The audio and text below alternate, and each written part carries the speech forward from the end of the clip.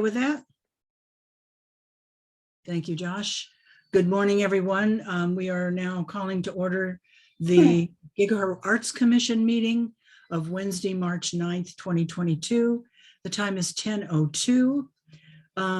First order of business is our roll call, and I will call your names as I see you on the screen, if I might. Charlie Glock Jackson, Chair. Robin? Here, Robin Ovney, Vice Chair. Lynn Stevenson?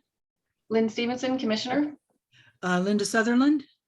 Linda Sutherland, Commissioner. Jennifer Beard? Jennifer Beard, Commissioner. Thank you very much. And as I mentioned, Dan is excused, and we have on staff our beloved Josh Stecker, City Clerk. I'm here. All right. So we have a quorum. You have all seen the agenda. Our next order of business is approving the minutes of our last meeting, which was February 9th. Are there any corrections or additions?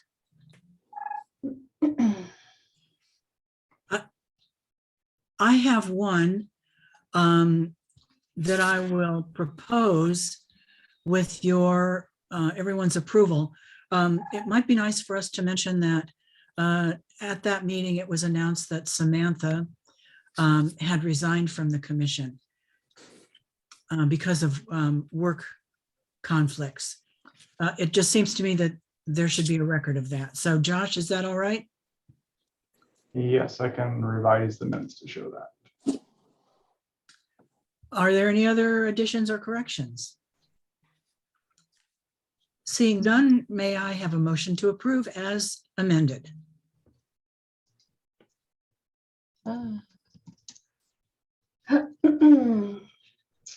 Yes, I'll make a motion to approve. And I'll second. Don't everybody jump in at once, okay? All right. And all in favor, say aye. Aye. Aye. Aye. Good, very good. All right, so then here we go. Let me just, Josh, did you find the last year's breakdown? I do not have that handy right now. Okay, I will see if I can dig it out, but let's go ahead and hear our presentations. And first up, I believe, is everyone here, Josh, or who, is anyone missing? I do not see anybody missing from the list that I'm looking at right now, but I will double check. Okay, well, as long as our first one is here, Larry Fowler from the Greater Gig Harbor Literary Society. Larry, are you there? You are. Welcome. Here, just trying to figure out how to make things work. Yes, the wonders of modern technology.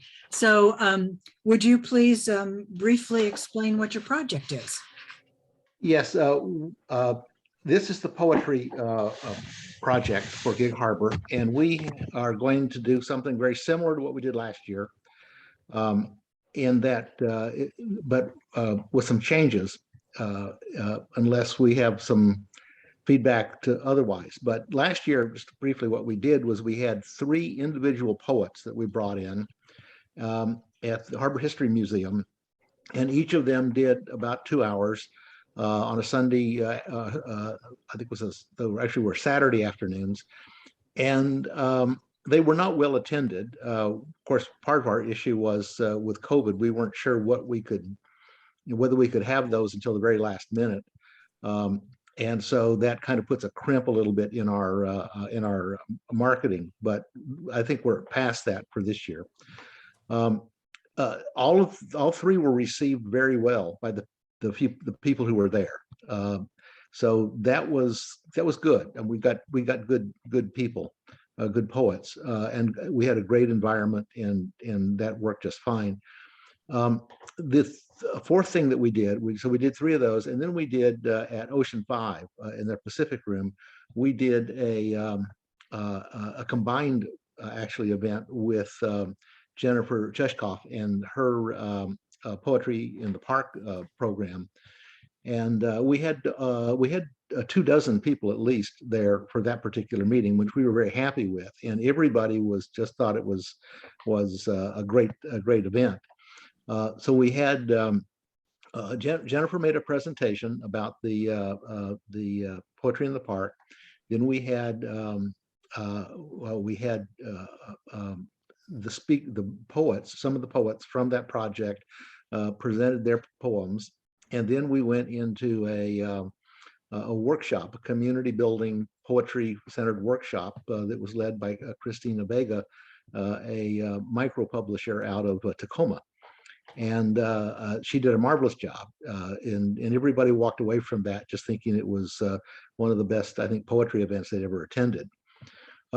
What we're shooting to do this year, I've been meeting with Joe Sims and Wendy Gibbon to plot this out, and we're all on the same page with this. And what we're looking at is a one-day event on the Sunday afternoon prior to Indigenous Peoples Day. That will be October 9th.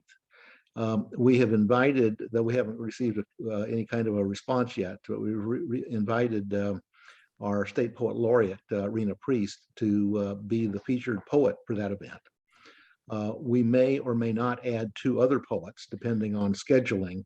We have a 4-hour window with Ocean 5.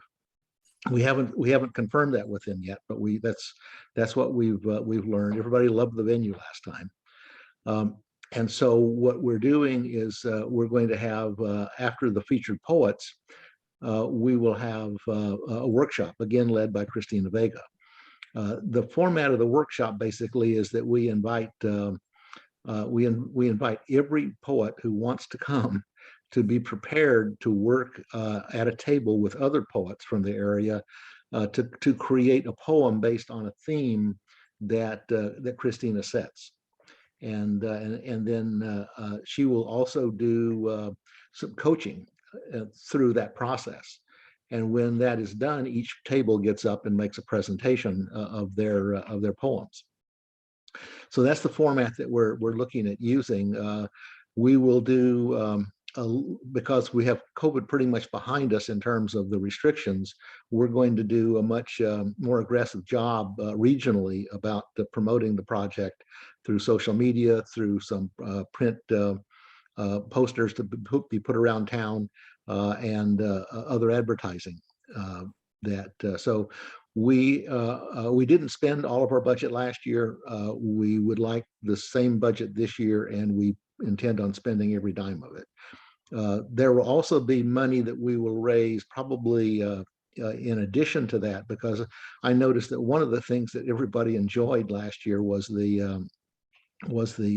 had some light refreshments at the event, and we noticed that this year they're not included in the grant. So we will have to raise funds to do that, because I think that's going to be that's always very important to making people feel comfortable at home, and increase the enthusiasm level. So we'll look for some additional funds to do that.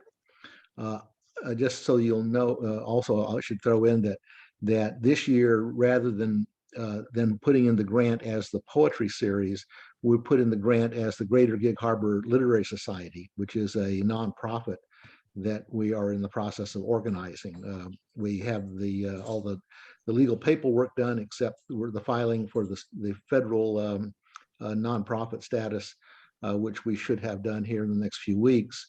And we've appointed a treasurer, to handle the money that we might bring in this thing. And our goal for that organization, by the way, is to lighten the financial burden on literary artists in the area for accessing the public in various ways, and for promoting the work of local literary artists in all genres. So Okay. that's my story, and I'm sticking to it for the And moment. you're sticking to it. Thank you, Larry. Do any other commissioners have any questions? Yes, Jennifer. You're muted, by the way. You're mute. Turn on your mic. There Sorry, we I go. must have gone backwards. The workshop poems that are created collaboratively, will they be shared outside of that workshop environment or just internally? Yeah, we'd like to do that. By the way, I should mention that we now have well, last year I set up a website called the Greater Gig Harbor Poetry Series. And the intent would be then and we've kept that going.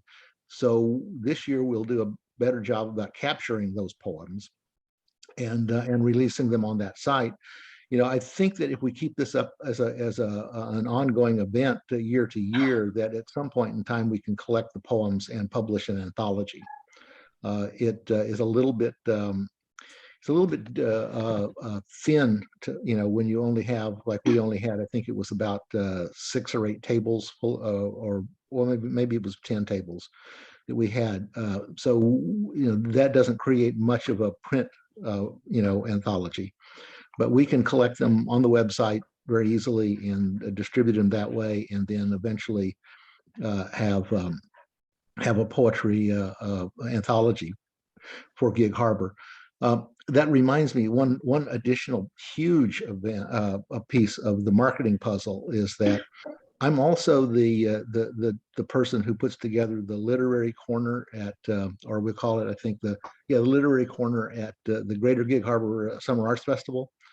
I'll be doing that again this year. I'm meeting with them on Friday to discuss our presence there, and we will, regardless of how much space they give us. Well, we pay for the space, so how much space I pay for. We're going to have a dedicated table in our booth, or booths probably, for these poetry project to hand out to the 15,000 people that come through there, to hand out flyers on the event. So that should be big. Yeah. Thank you. Jennifer, does that answer your question? Okay. Any other questions? Lynn, please. Yes. Hey, Lynn. Hi, Larry. I had a few questions. You addressed the question I had about the beverages, the refreshments. And when going through your budget, I was assuming that the refreshment charge was included in the $1,500 facility rental fee.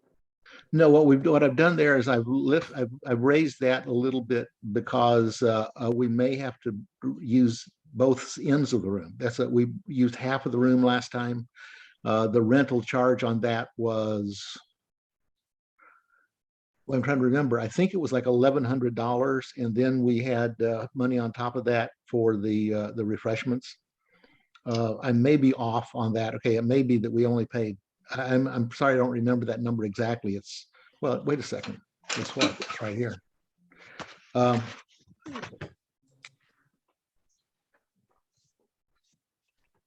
think it's here. Larry, Well, this is Robin. I just have a quick question.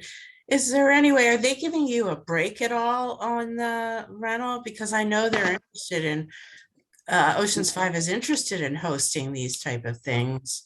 Or can they donate? Would they be willing to donate the food for you, or? I think this year they might. Okay, let me go back and say, yeah, the room rental was $550. Okay. Oh, okay. Okay, yes, right. And then the other, and so it was like $1,000 total. So half of it was room charge and half of it was food. So yeah, we could lighten up on that part of the budget. So Okay. you have a $1,500 for Yeah. just renting the room then. Yeah. Right. And it would be helpful if we knew that accurate number. for Yeah, that. I can get that.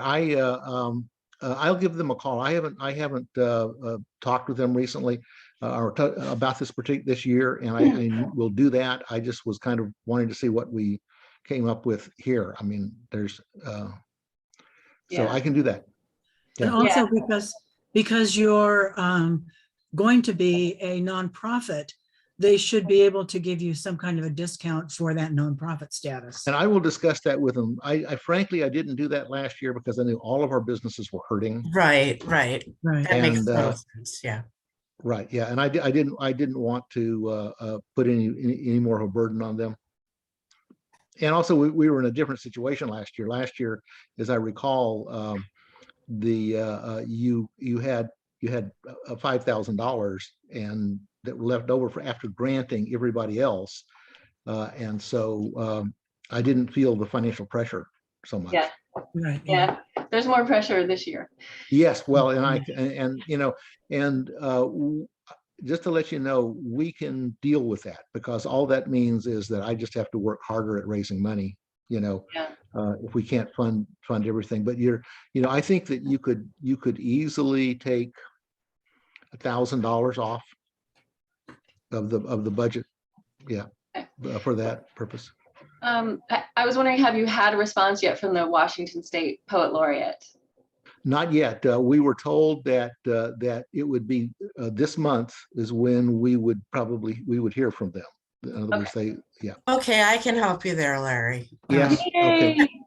Great. Yay. Thank you. That would be great help. Yes, right. Yeah, I mean, I am on the State Arts Commission, so let me see if I Okay. can, if I can, Yes. move them along a little. So Okay. we've been deep in budget approval. Okay. And So on that that's point, why. on that point, we also, one of the things that we'll be looking at doing is bringing in some poetry from some of the local indigenous poets, or regional at least. Yeah.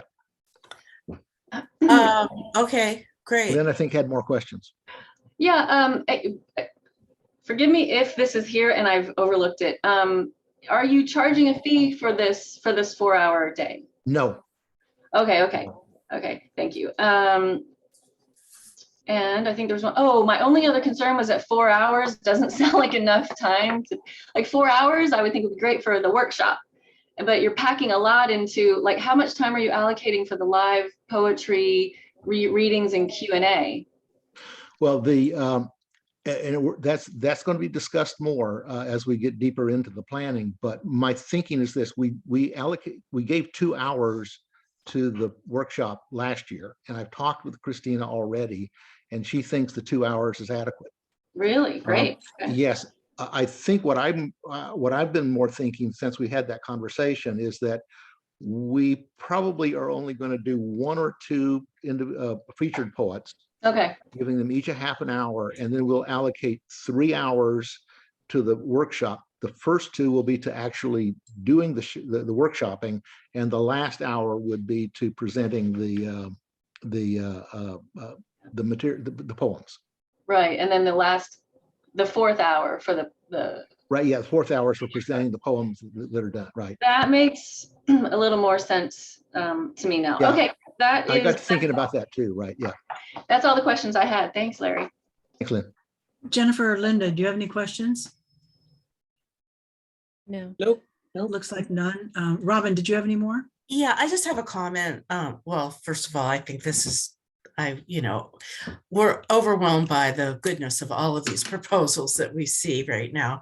But Larry, I wanted to ask you if you had any interest in just learning a little bit more about the spoken word program and competition that the Washington State hosts, which often is in the area, but it's a statewide contest, and it's just geared towards younger kids. So I just wanted to maybe send you some info on that, so you had some exposure, because I think that might be something you also might be interested in.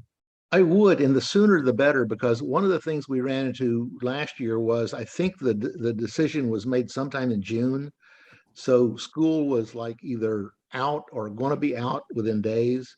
And that left us the summer without any contact with the teachers at the schools. And this year we're hoping to do a lot more work with the schools.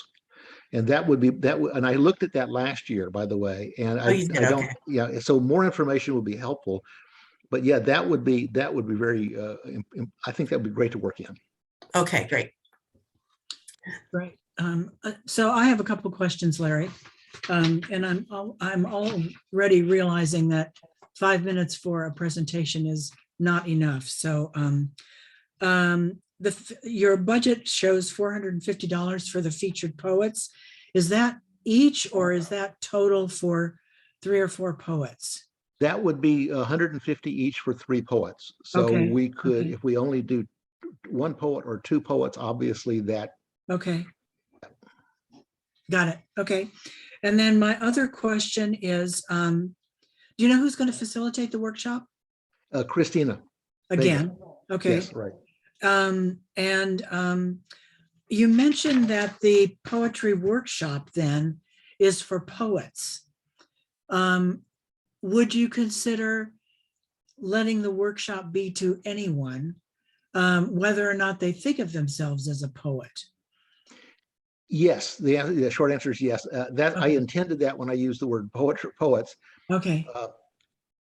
I'm a big advocate that all people who write fiction should practice poetry. Right. Yeah. Have poetry work, attend poetry workshops. But I'm thinking in terms of like everyday people who are interested in poetry, maybe would like to maybe try their hand at it in a safe, encouraging environment, including kids, including high school kids. Yes. And I would prefer that they not be excluded just because they don't think of themselves as a poet. Yeah, I was able to convince one-on-one a friend of mine who is not at all literary, not a poet. He reads and so forth. He was there and he turned out to be the captain for his table. Great. So Okay. yes, I agree with that 100%. Right. And we will focus on that in our marketing. Right. Yes. Because the grants are to be as inclusive, I think, as possible. So personally, that would be important to me. And also, I think that your $1,400 for printing of posters and flyers is about twice as much as it needs to be. Oh, really? Okay. Yeah. Excellent. Okay. Yeah. And I can give you the name of a printer in Tacoma that will do hundreds of posters and rack cards for you for a fraction of that $1,400. Oh, great. Because I was And they just will going be good. based, I mean, they'll be good quality. I was just based on the cost of printing a page of color at whatever they call these places anymore, right? Yeah. Right. Yeah. Not Yeah. Kinko's, but whatever. Yeah. It's Don't called. go there. I mean, with all due respect to them, if you're Okay. printing in quantities, go to an actual printer. Okay, perfect. I thought of you as I was making up this budget, and I said, you know, I needed to talk with you, but I just didn't have time to pick up the phone and call. I understand. Okay. So are there any other questions? Nope. Thank you, Larry. It's Yeah. Okay. always nice to see this proposal. Yes. Well, thank you. you. And just so you know, if you do see areas where where you think the proposal, as a couple of you mentioned, the proposal can be trimmed, I'm wide open to that. I mean, you know, and I just need to know far enough in advance that I can go get some other money if I decide I need more money. Great. Great. Thank you, guys. Thank you. Thank you, Larry. Larry. Thanks for all you do. Thank you. All right. Next up is a familiar face, Jennifer Gabe. Hello, with the Hi. Gig Harbor Band Boosters. You all are having some important, aren't you having some events right now, or didn't you? Oh, yeah, we have got a lot going on. So again, thank you all for having me. Appreciate it. Yeah, so I just wanted to update you on a couple of things.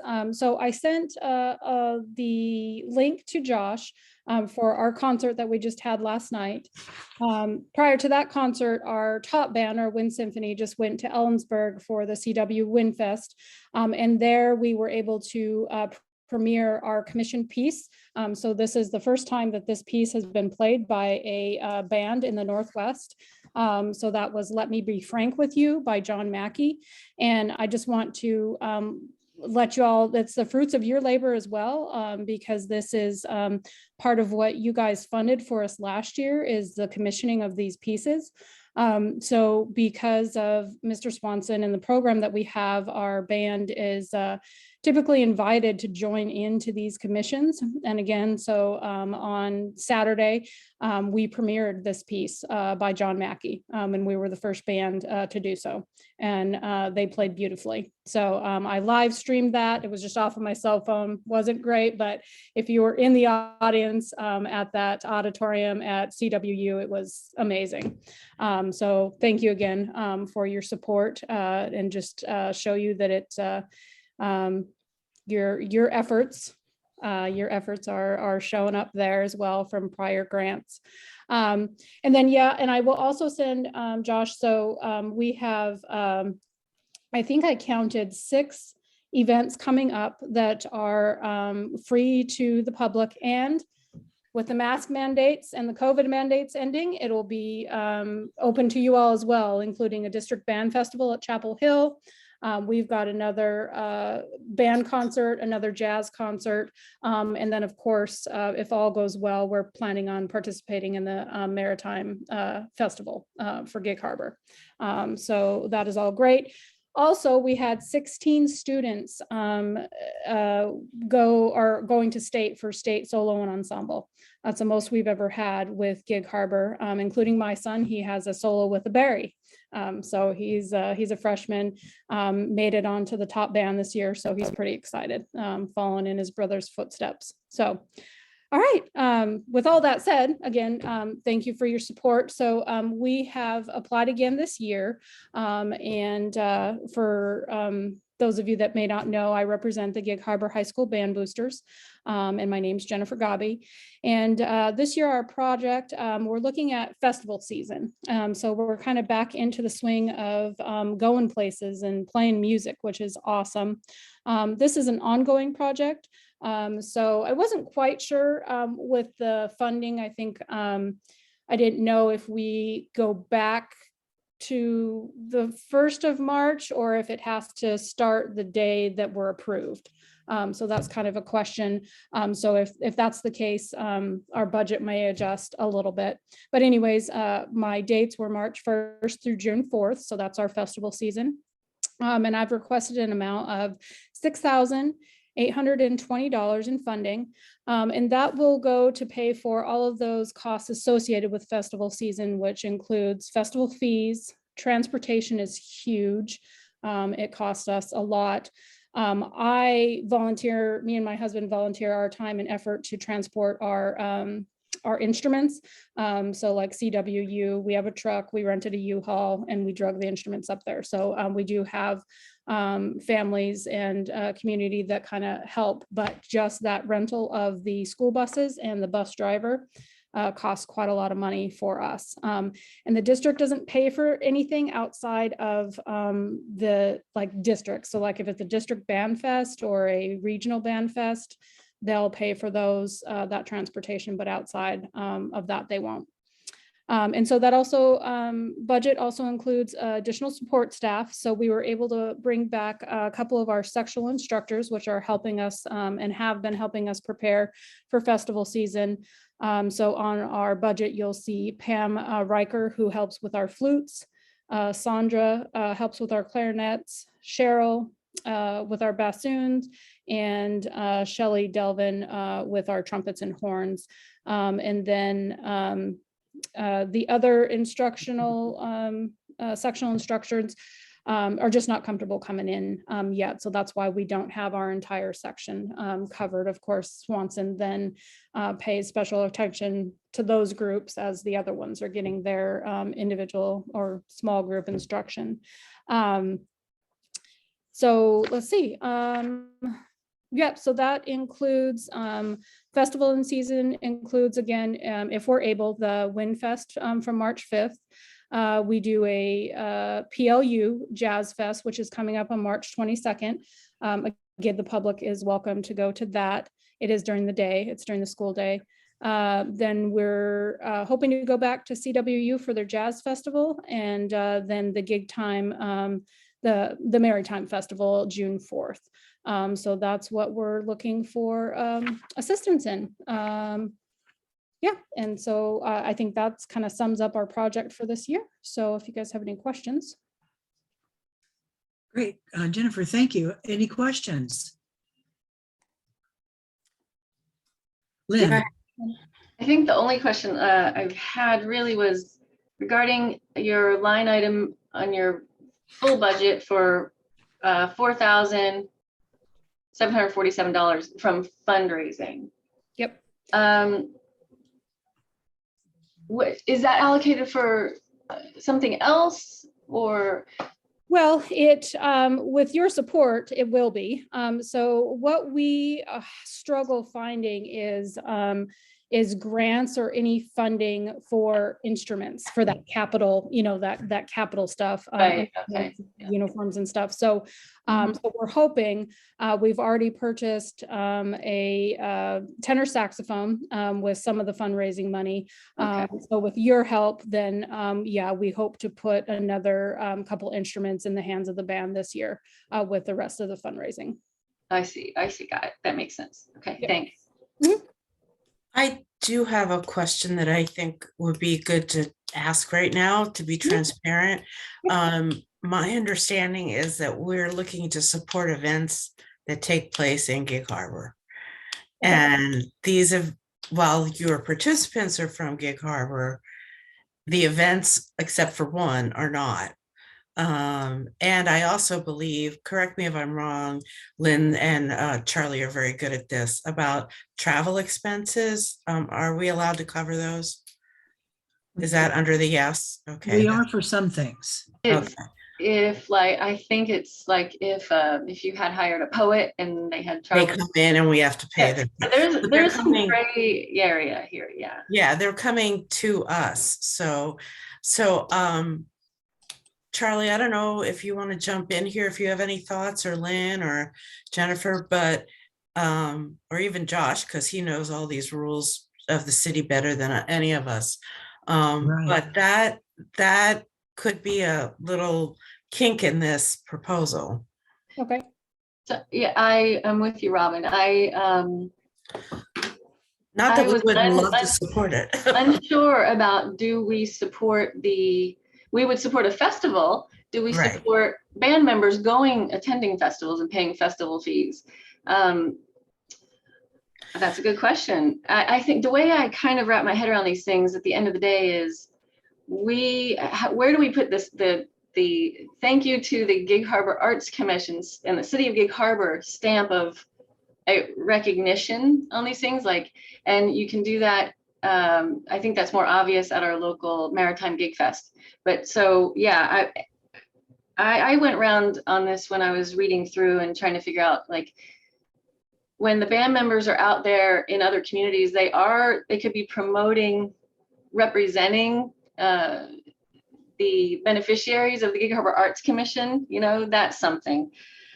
I don't know. It's worth a discussion Yeah, because I think the goal here is to support entertainment and events within the city and its environs. But because in one of our meetings prior, not with you, but with another person who wanted to hold an event, they were talking about even holding it on Fox Island.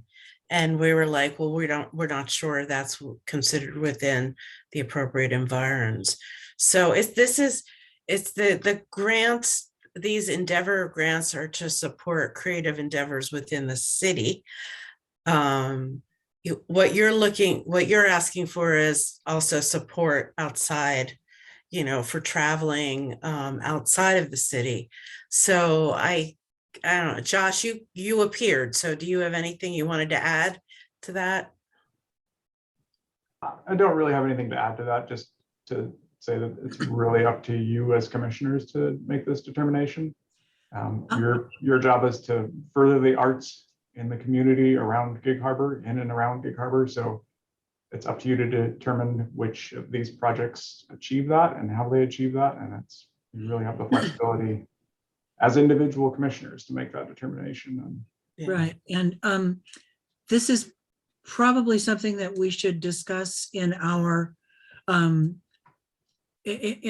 subsequent discussion, in our allocation discussion, rather than taking time away from our presenters.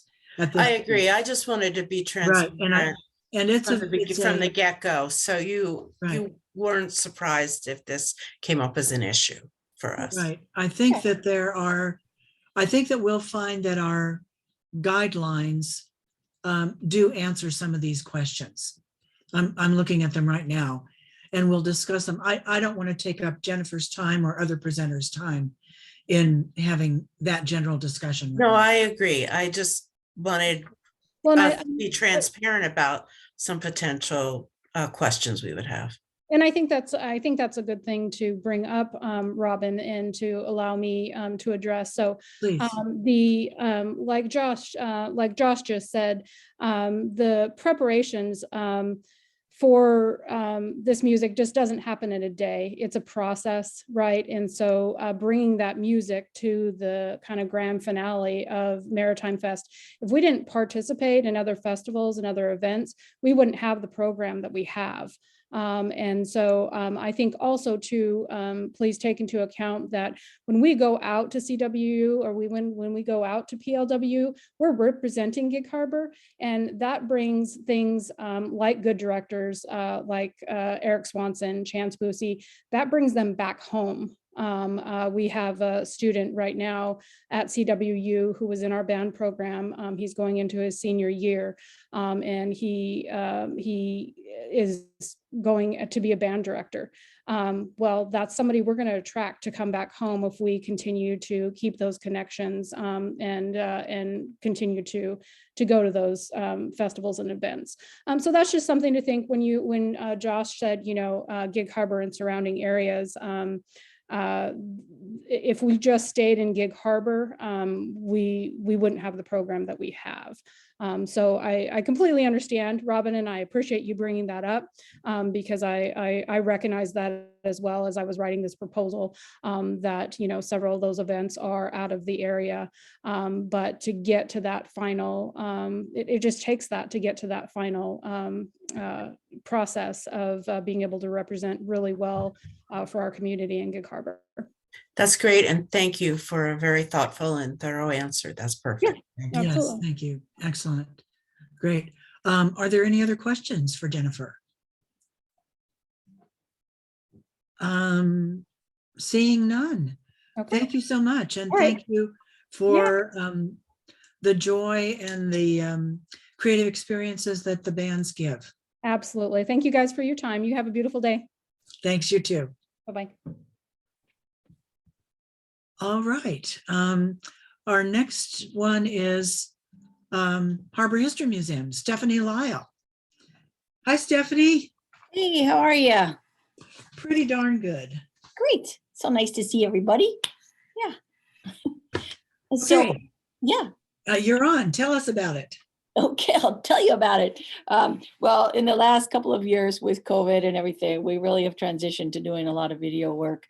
And so this proposal is really to promote and further our Collections Corner video series that was put together by our collections manager, Jean Hanna.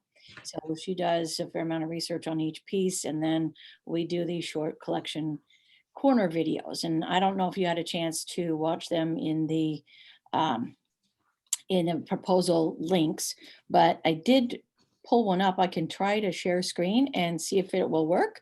If it doesn't work, I certainly can send you some links to review, but let me just try that real quick here and see if we can make this happen. Because I think showing is always stronger than just telling. So are you seeing Collections Corner on your screen? Mhm. Okay. Yes.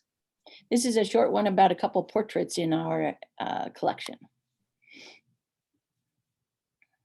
Hi, welcome to Harbor History Museum's Collections Corner. I'm Jean, and I'm the collection specialist. Henry Matisse said, "Creativity takes courage." Pablo Picasso said, "Painting is just another way of keeping a diary." Though we don't know who had the courage to capture these moments in time, we do know that these were beloved members of the early Gig Harbor community. Meet Miles B. Hunt. He served in the Michigan Cavalry during the Civil War. He was shot in the head during the Battle of Franklin in Tennessee in 1864. It is said that his friend packed his wound with hair, which saved his life. Although he didn't die, Miles did carry the bullet with him for the rest of his life.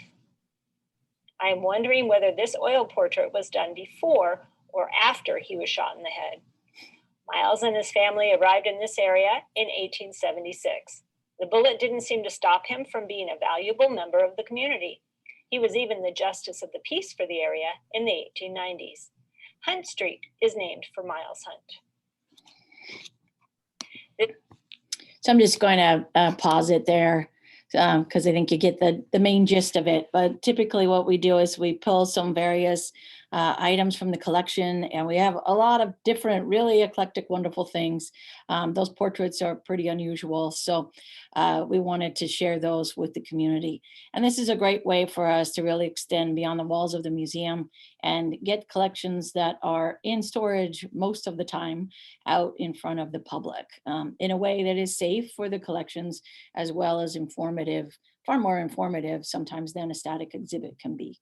So this also involves sometimes meeting with local community members and filming things like net mending and a variety of things that just take a ton of time. And then there's just a volume of video footage that needs to be edited and put into a form that can be easily not only cataloged, but identified for potential future exhibits, for future Collections Corner episodes, and even other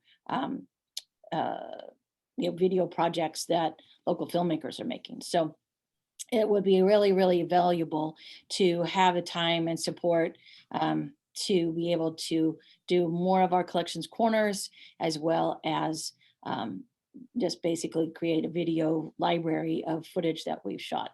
Because we also do a lot of oral history interviews, and we're doing more with video and audio, and then transcribing those videos. And all of these pieces and parts kind of mesh together to create, some pretty interesting projects, but also form background for background materials for exhibition development, for researchers that come in, any number of different kinds of projects. So particularly the Collections Corner has been a really positive addition to our programming, and we'd love to have the support of the Arts Commission to create more of those, probably about 6 in the next year. So. Great.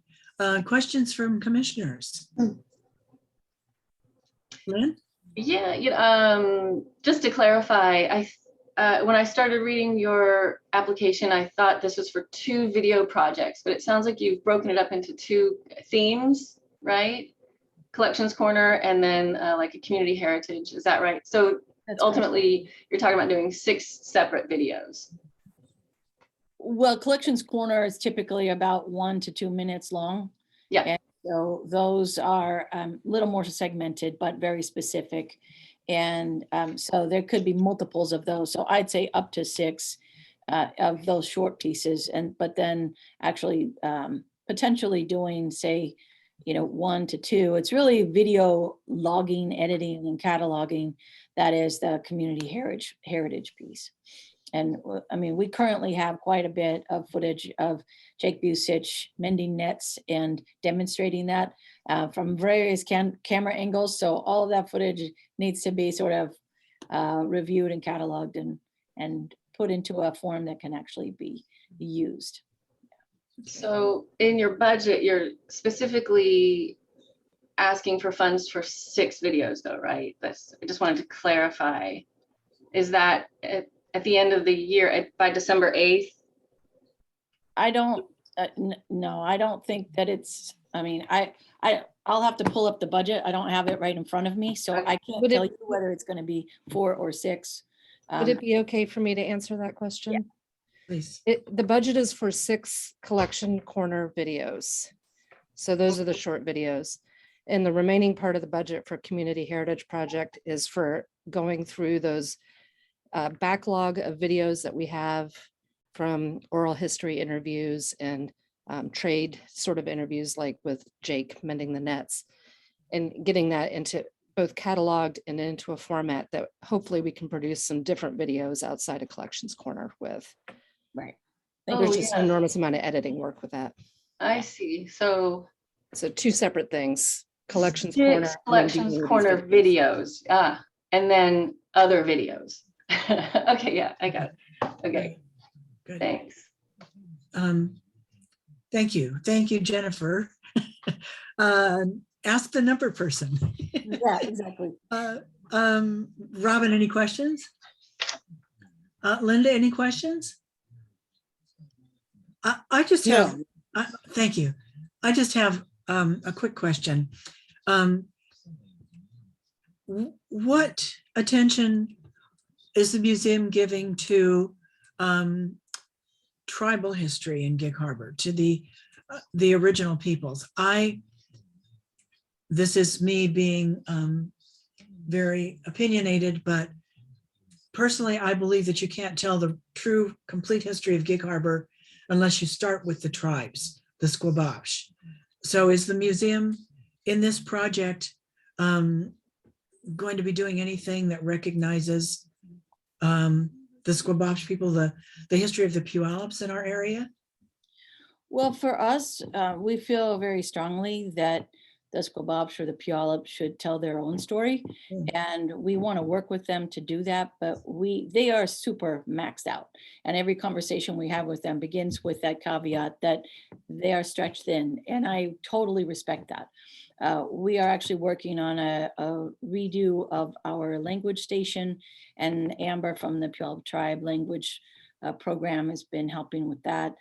And so, we use them, or well, since we use them, we confer with them and we consult with them on a regular basis on various projects, and would love to have a representative from the tribe be part of our collections corner if they wanted to do that. Certainly when we look at exhibitions and things like that, we refer to them and invite them into that conversation, because I think it's really, really important, but I also recognize that everyone is stretched really thin, time is tight. And so where we can, we do that. But one of the strong messages that Charlotte has shared with us is that, you can't just begin with the tribe. The tribe is not gone.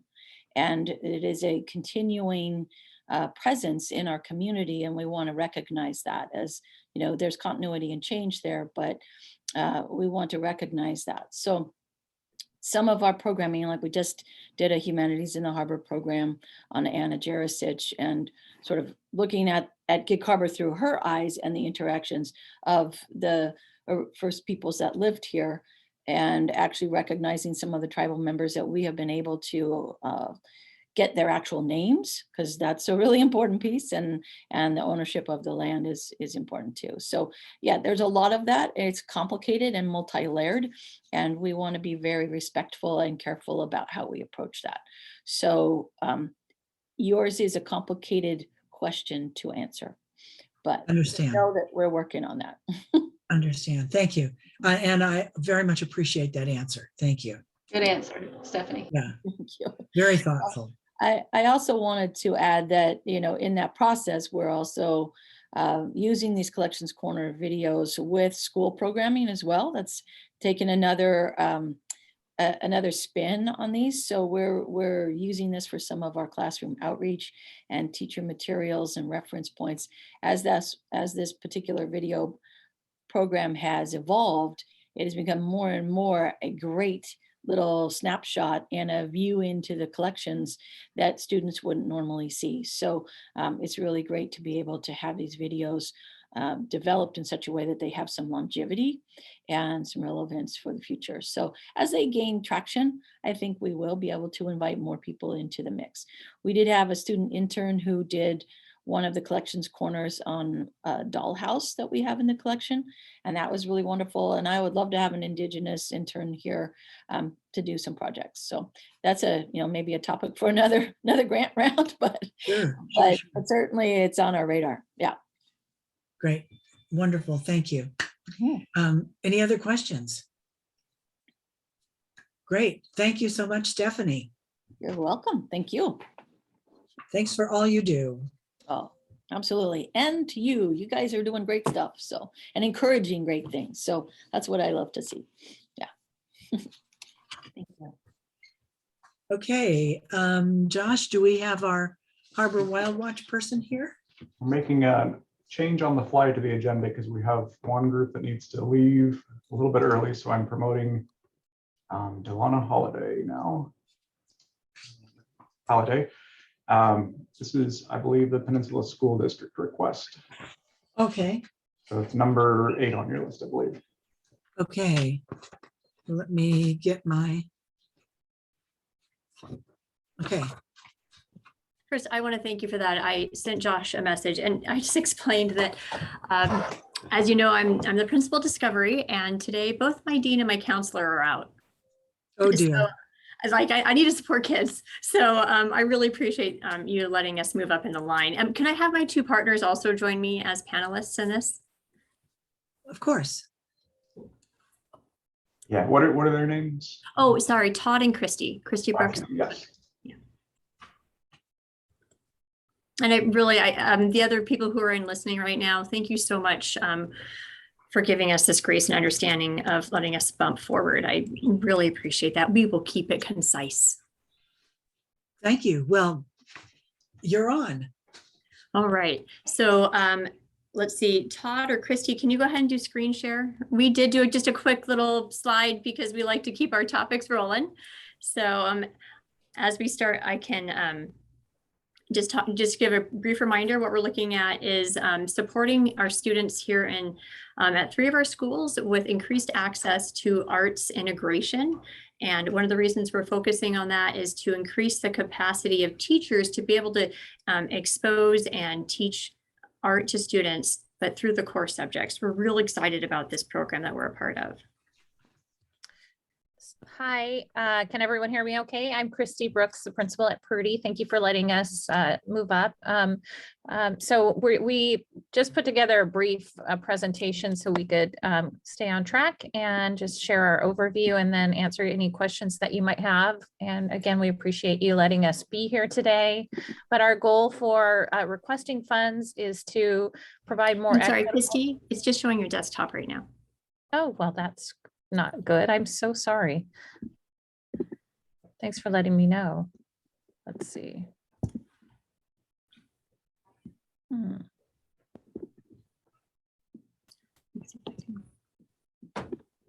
How's that?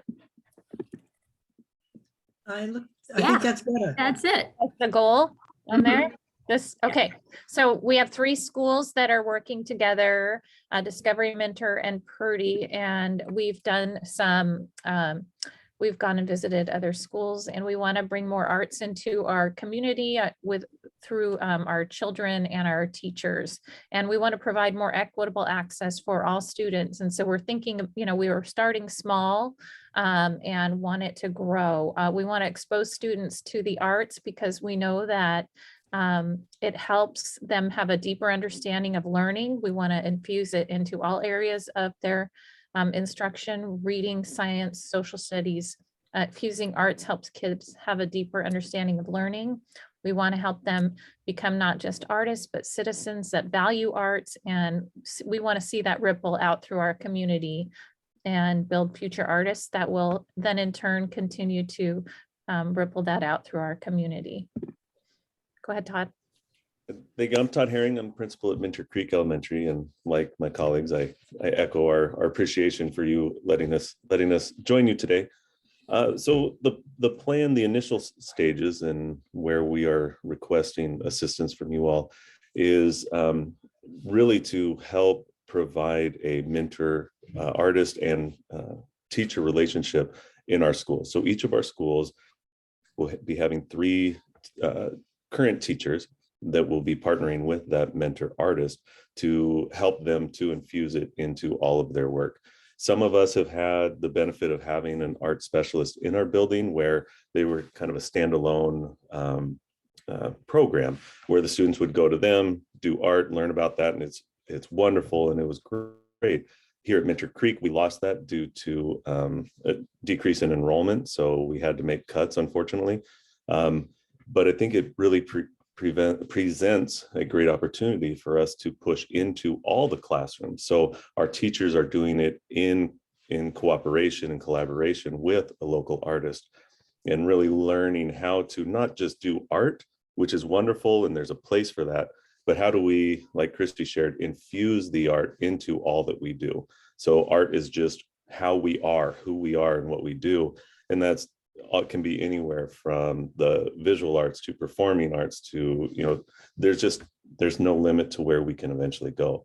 But to start off, we're going to be partnering with Arts Impact. And what that does is like I said, it connects a teacher with a local artist to be that mentor. And in order to do that, it does cost money. And so part of it, we're asking for funds from you, which will cover about half of the cost.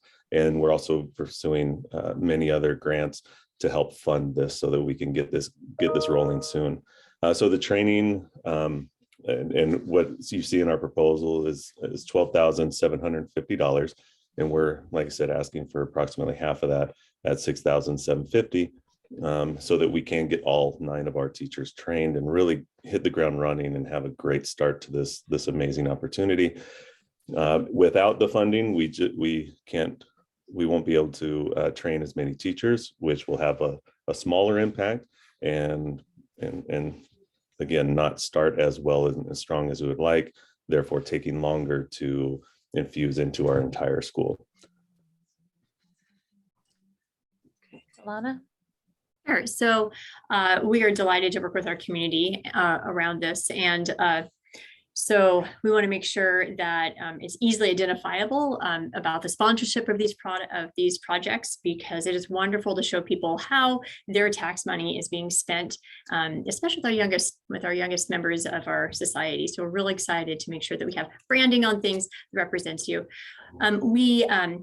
We don't know for sure the type of project that will be produced, because that will depend on the type of mentor artists that we work with. But we know we have some wonderful ways to open this up to the community. So for example, if it was a visual arts project, we've already done here at Discovery, we've done art walks where the classrooms take their art projects and put them on the windows outside.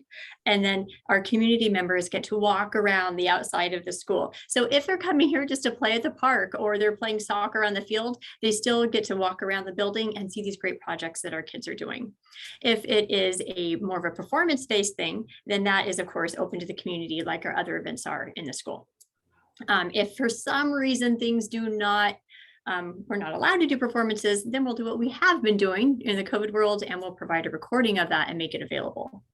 So we also would really appreciate, if we are honored with this grant, the opportunity to work with some of you to learn more about opportunities to have our student arts out in the public, such as in the Arts Walk or City Hall festivals, because we know that having a community that supports and honors the arts helps us all lift and grow together.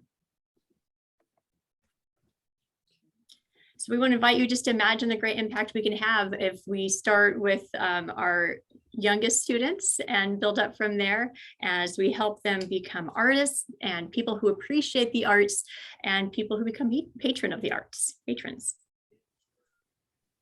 Any questions? Great.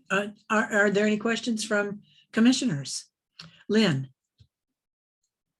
Can you give us an example of what arts infusion is? Because I can see what you have here looks like art classes, and how do you train someone to infuse art into a social studies class, or the other non-art class, traditionally art classes? Like how does that work? Mentioning social studies is a perfect one. So I was like, okay, where do I go with this one? Social studies, I got you. I mean, I can give me any subject. I love talking about this. I will tell you that I have gone through Arts Impact training as a teacher, and I worked in a school that is arts infusion. So I'm excited about this opportunity, and I've seen it in action. So social studies, for example, Washington State history, we can study the arts of the tribes in our area. And that, as we're learning the history, we can learn about the importance of basket weaving, of the fabrics and textiles that were produced, the value of the cedar tree, and all of that to the tribal culture and how that came out in arts as well as utilitarian uses. So that might result in a project of, it's more of a Alaskan tribal project, but we've done like the bead blanket type projects where students learn about the importance of the symbolism in the blankets that are created. So that was one way. So that's a way to infuse it into a lesson that has a standard that we apply to. In math, area and perimeter, we can plan gardens and talk about the great ways that we want to have a garden, and then we draw elements around it. So it's really fun ways to do it. There's lots of readers theater opportunities. Christy, Todd, I get excited. I talk too much. So yeah, I mean, I had a group of people, I had a group of teachers that are really excited about infusing arts and getting some additional training. And their ideas were maybe each grade level focuses on a country. By the time kids enter and leave our school, they've traveled around the world, and then they want to have music performances and learn about cultures and all encompassed in what they're doing every day. So I love that idea of us working with our community and honoring our different cultures, and also infusing art, whether it be representing, having families come in and share about their cultures. We just have a lot of ideas that we are real excited about.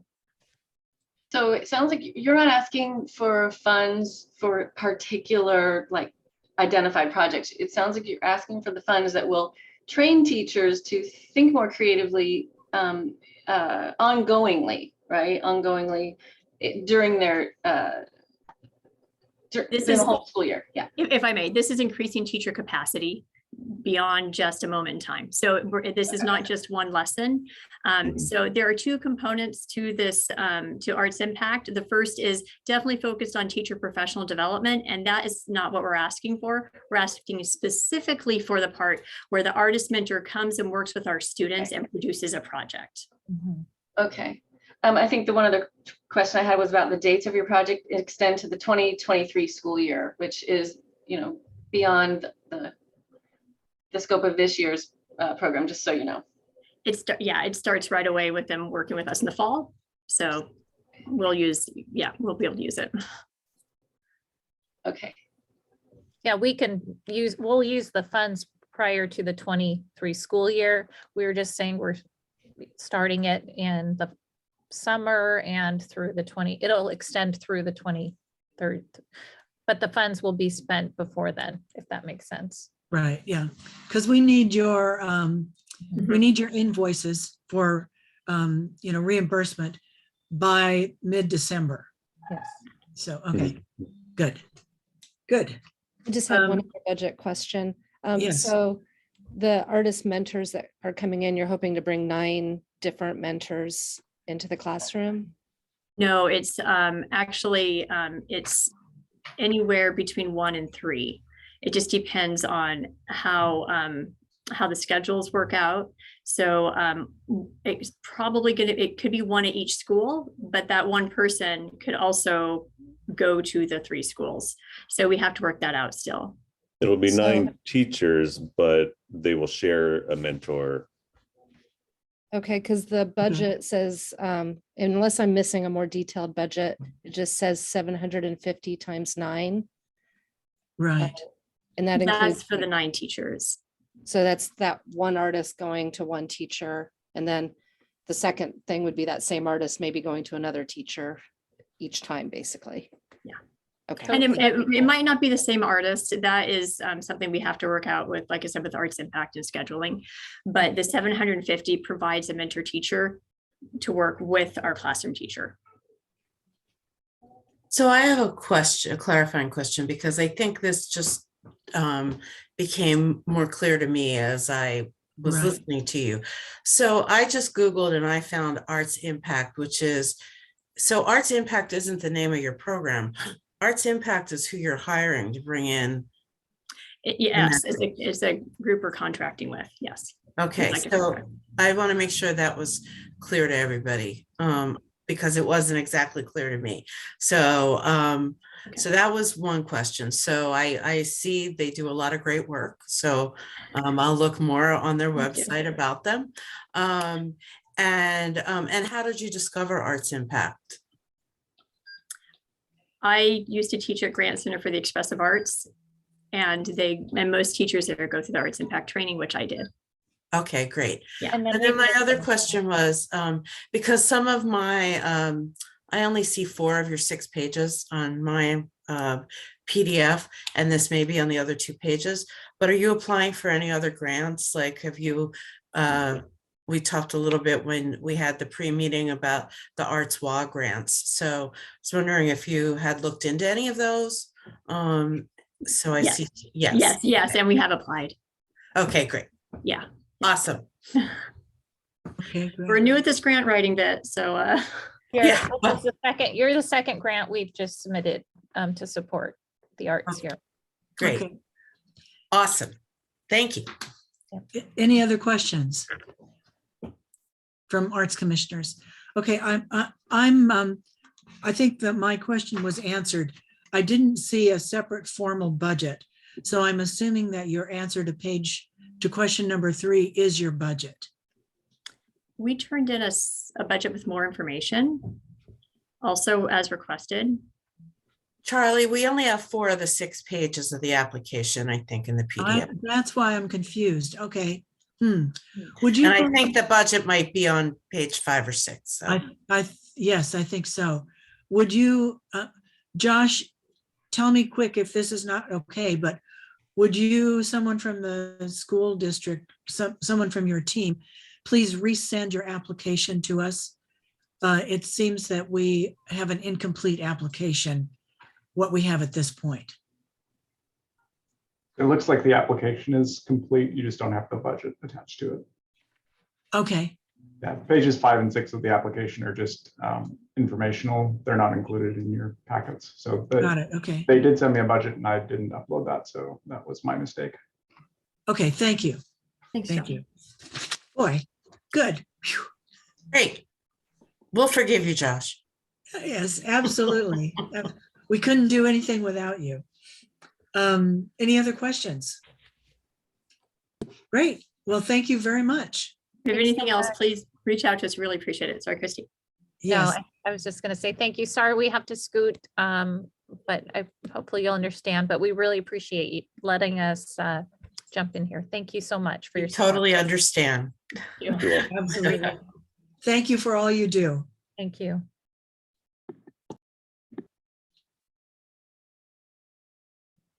Okay, and next we have, I have too many screens open here. Pardon me while I sort out my screens. All right, Harbor Wild Watch. Lindsay Stover, welcome, Lindsay. Thank you very much. Yes, you as well. Nice to see everyone. So as most of you know, Harbor Wild Watch is an environmental education group, and we deliver a variety of active and passive programs that teach residents and visitors of all ages about the plants and animals that inhabit the Salish Sea. And so this proposal is specifically to focus on one of those passive programs, which is our interpretive signage. So it's a 2-part proposal. The first part is to create a self-guided natural history tour brochure that includes all of our 13 existing interpretive signs. And then the second part is the creation of a new interpretive sign, specifically on the monkey puzzle tree that is in Scansey Brothers Park, which is the most popular tree, I think, in all of Gig Harbor, based on our experience at the Scansey Visitor and Interpretive Center. So, you know, as you all know, interpretive signage is a really engaging, just by its nature, form of art, because you obviously have the individual who's looking at the art itself, but then they're also asked to read the background or the context of what the art subject is. And it helps provide that background and enhance that experience where they can better appreciate the story or the animal, the plant, whatever it is that they're looking at. This is really true with the monkey puzzle tree. As you know, we operate the Visitor Interpretive Center, and that is by far the #1 question that we get. Even when we're closed, we see people stopping, with residents, visitors, everybody touching the tree, asking people who are walking by, do you know anything about this tree? It is just ripe for an interpretive sign, and we've been wanting to do this for quite some time. And it will be very well utilized. And then really the idea for the self-guided walking tour brochure came from an item that the Harbor History Museum created a few years ago, which is their self-guided cultural history tour of the signage that is all along downtown. And that is one of the most popular items that we distribute to people coming into the Scansey Visitor and Interpretive Center. I apologize, I don't have childcare today, so my son is running around if you hear him. Moana is babysitting him right now. So, you know, having the knowledge and of that, how well the History Museum brochure has done, really sparked the idea to do one for our natural history signage, because they're beautiful, they're in these parks, but unfortunately, most of the people that see them are just those who happen upon them at the park. They are listed on our website, but we need a better way to promote this because they're absolutely beautiful and informative, and you know, create a really nice kind of walking tour through the harbor and really all of the harbor area.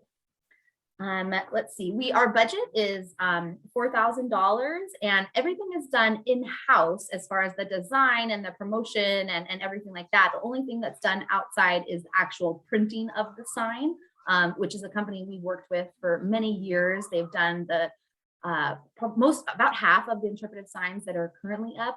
They are guaranteed against Pacific Northwest weather, you know, including rain and sun. And you can see ones we've had out there for many, many years are still doing very well.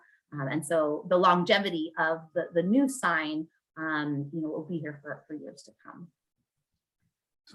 Let's see. Oh, and the last thing I wanted to mention was that, you know, while this isn't taking place at a venue, so, you know, ADA is not required, we do really think about where our signs are placed. And so one of our very first signs that was at the Vogue viewing platform downtown in the Finholm district was up quite high. And this was installed probably 10 years ago.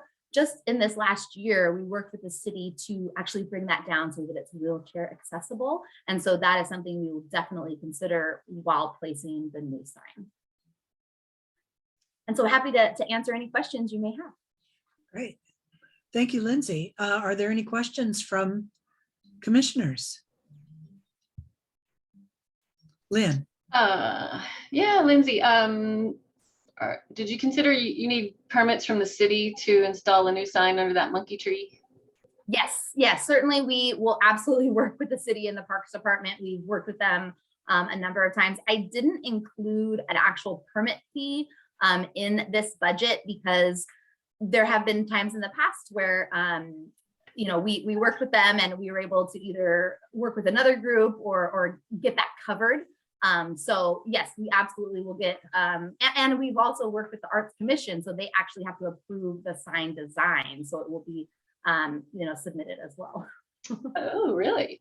Yes, yeah, we've done that. So our most recent signage, was at the Donkey Creek. We have 3 signs that were installed there after the construction in 2013. And so, yeah, those actually had to be approved once we designed them.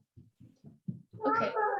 And on your budget, the expenses for staff is actual Harbor Wild Watch staff members, like paid staff members?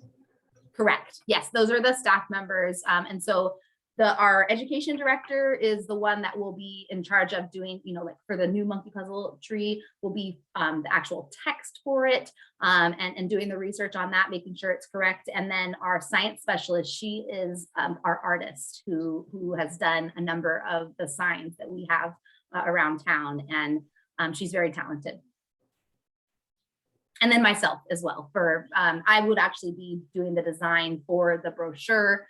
And then, you know, any tracking, reporting, you know, of course, we'd have to distribute the brochure. So the Scansey House would be one place. We'd also take it to the Chamber of Commerce, the Civic Center, any of the rat card displays that are outdoor around town. And then, you know, any other businesses that might be interested that we've worked with in the past, like, you know, the Harbor General Store has taken something that might be interesting to their client patrons that come in. Okay. Great. Yeah, thank you. Any other questions? I don't, but I can attest to the number of questions that are asked about the monkey puzzle tree. It's phenomenal. People are so curious about it. Great. It was definitely something we've been wanting to do for a while. And when I saw this opportunity, both of them have been something we wanted to do. So it seemed like a perfect opportunity to submit the application. Wonderful. Thank you. Thank you, Jennifer. Thank you, Lindsay. You're very welcome. Thanks for your consideration. Thanks. Okay. Thanks for all you do. You're welcome. Okay. Who do we have next? Patsy O'Connell.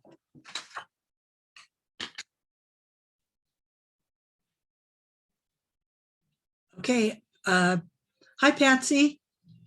Can you turn on your camera and your microphone, please?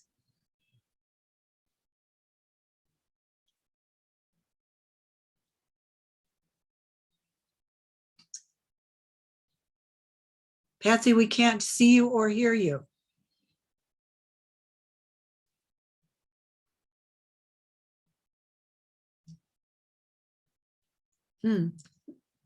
Well, let's see. How can we make this? Unmute. Yes, they're Can you okay. You're hear me? unmuted. Now we can hear you, but we Okay. still can't see you. Can you turn on your video? I did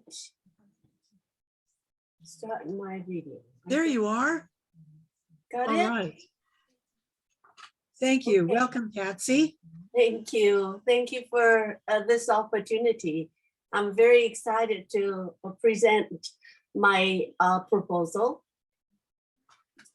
I have done some cultural work in Tacoma, but before that, I taught art at the TCC Gig Harbor for 11 years. And my time is much more open that I have decided to apply this grant and expand my contact and share my Korean heritage to the Gig Harbor resident. Last year, one of the resident invite and suggest having the Korean Moon Festival at the Skansi Park.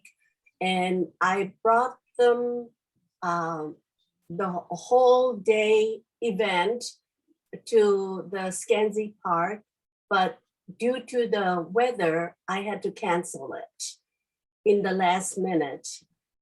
Even it was canceled, we had a handout program that we printed, as well as the Korean rice cakes and the Korean flag. And there were almost 50 people came by. So I think this year we are going to do it on the 9/11 due to inviting outside the dance group to showcase the Moon Festival here in Gig Harbor, again in Skansi Park. So before that, I would like some of the residents of Gig Harbor to know about the Korean culture by using some of the Korean traditional paper and get them excited about the upcoming Moon Festival. So I talked with the History Museum, the possibility of having the classes there for workshop for free for the people who are interested in coming. I am wearing a brooch that I will show how to make out of the Korean traditional paper pulp. And then second time, the workshop will be a Korean minhwa, which is, oh, it doesn't show, right?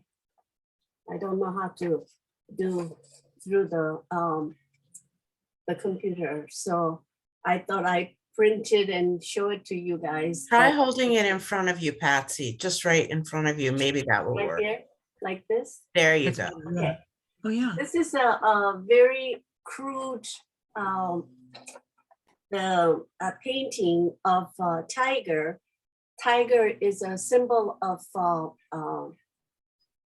the bravery and kind of funny animal in Korean folk story. And this year is a tiger year in Chinese zodiac sign. So I thought I make this particular famous Korean folk painting to everybody to learn how to paint on rice paper and then take it home to frame it. So that's what I wanted to do. Wonderful, wonderful. And these are going to be at the History Museum? Yes. Yes, okay. Are there questions from our commissioners? I just wanted Patsy to hold that brooch up a little more so I could see.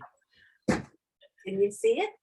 That's beautiful. And that's paper? Yes, it's light, so you can wear it in very thin blouses. Okay, thank you. Wonderful. And then will they paint their tiger on the same paper that they've made or No. on different paper? The first workshop, I'm going to show them how to make the paper out of paper pulp. Okay. And then they also going to use the mold to learn how to make the brooch shape they like. But actually you can't finish the project because it's wet. It has to be completely dry. So I am furnishing them already molded and dried form of the brooch. So they will take home finished work. Okay. Hey, Patsy, I had one question. Sure. Is the program free to the public? Yes, And or is the rental at the Harbor Museum, History Museum free? it isn't. Okay. I have to pay for the rental, but the instruction and workshop is free. And I'm asking donation if they want to make, and that money will go towards the Moon Festival. Okay. And then for the rental fees, then is that part of the marketing budget that you have? No, it's The 550? separately listed. The rental is 400 Oh, for sorry. 2 days, I see and it. then marketing is 550. Okay, I see that. Thank you. Great, okay. Patsy, you've got $400 for an artist assistant. Mhm. So it's $200 each Yes. per workshop. Correct. And the $550 you show for marketing, for marketing, you have the museum website and the PAL newsletter. Do either of those actually charge to market? No, they don't charge, but I am also looking into the Tacoma area that we are using the Asia Pacific Cultural Center list 253 magazine and the Gig Harbor magazine. So I'm looking into maybe they can discount and put that information out there. Okay. I do have a question, Patsy, because you think you can have 20 people per session, right? So how are you going to register those people and how will you do a cutoff? You may get more response than 20 people. I know. So I'm going to ask them to give me their response for attendance through my email. Okay, and then I'm just wondering also, sometimes people sign up, especially when it's something for free and then they don't show up. So I usually allocate that for 22 people. So somebody who can't make it, they are able to fill that spot. I'll also volunteer to fill a spot. Oh. I want to do this, but I don't want to take away from the opportunity for the public. So You could be the assistant. right, maybe, and I'll be unpaid. Assistant. I'll be unpaid. Actually, our assistant cannot make it. She have to be artists who are helping each of the participants. Right, right. Well, thank you, Patsy. Thanks for answering my question. Right. And then the separate workshop then is the painting the tiger. Mhm. Okay. Yes. And you might have already answered this. Do you have dates for those? July 23rd July and 23rd. August 13th. Okay. And So- the paper making is July 23rd. Uh-huh. And then the tiger is August 13th. Correct. Good. Okay. And then September 11 is the Moon Festival. Oh, Yes. right. Okay. And the Moon Festival is going to be at Scansey Park again? Yes. Cool. Chung, how do you say it? Chung? Chuseok. Chuseok. Uh-huh. Yeah. Chuseok. Good. Any other questions? I don't have. Great. Thank you, Patsy. Well, you know what, can I just say,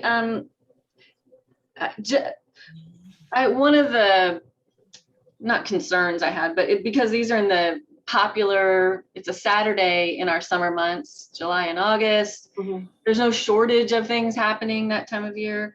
I was going to ask you if you would consider pushing this until the September, October, November months, but I know that you wanted to do this before the Moon Festival. Is there any reason it couldn't be after the Moon Festival? No, I would like to, actually, my purpose of doing this is to promote the Chuseok Festival. And in order for people to come, even though it will be 20 people, they will have a word of mouth to share that information, as well as the advertisement will show that the Chuseok Festival. Okay. Great. Other questions? Great. Patsy, thank you so much. Thank you, Charlie, and all the commissioner. Yes. Have a good week. Is that one of your peony paintings in your background? Yes. It's beautiful. Thank you. Okey doke. All right, next up is Meg Nelson from Peninsula Art League. Hi, Meg. Hi, yes, and Colette was actually going to be the main defender here. Colette, Okay. you on? Josh, is Colette Smith in our waiting room? I know she's been on. You have Colette. I see a David Smith. That must be her.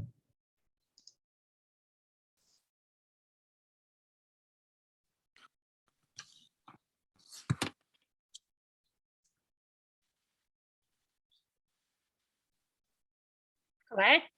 Okay. Colette, if you will unmute and turn your video on, please. Unmute, start video. There you are. Hey, Colette. Very good.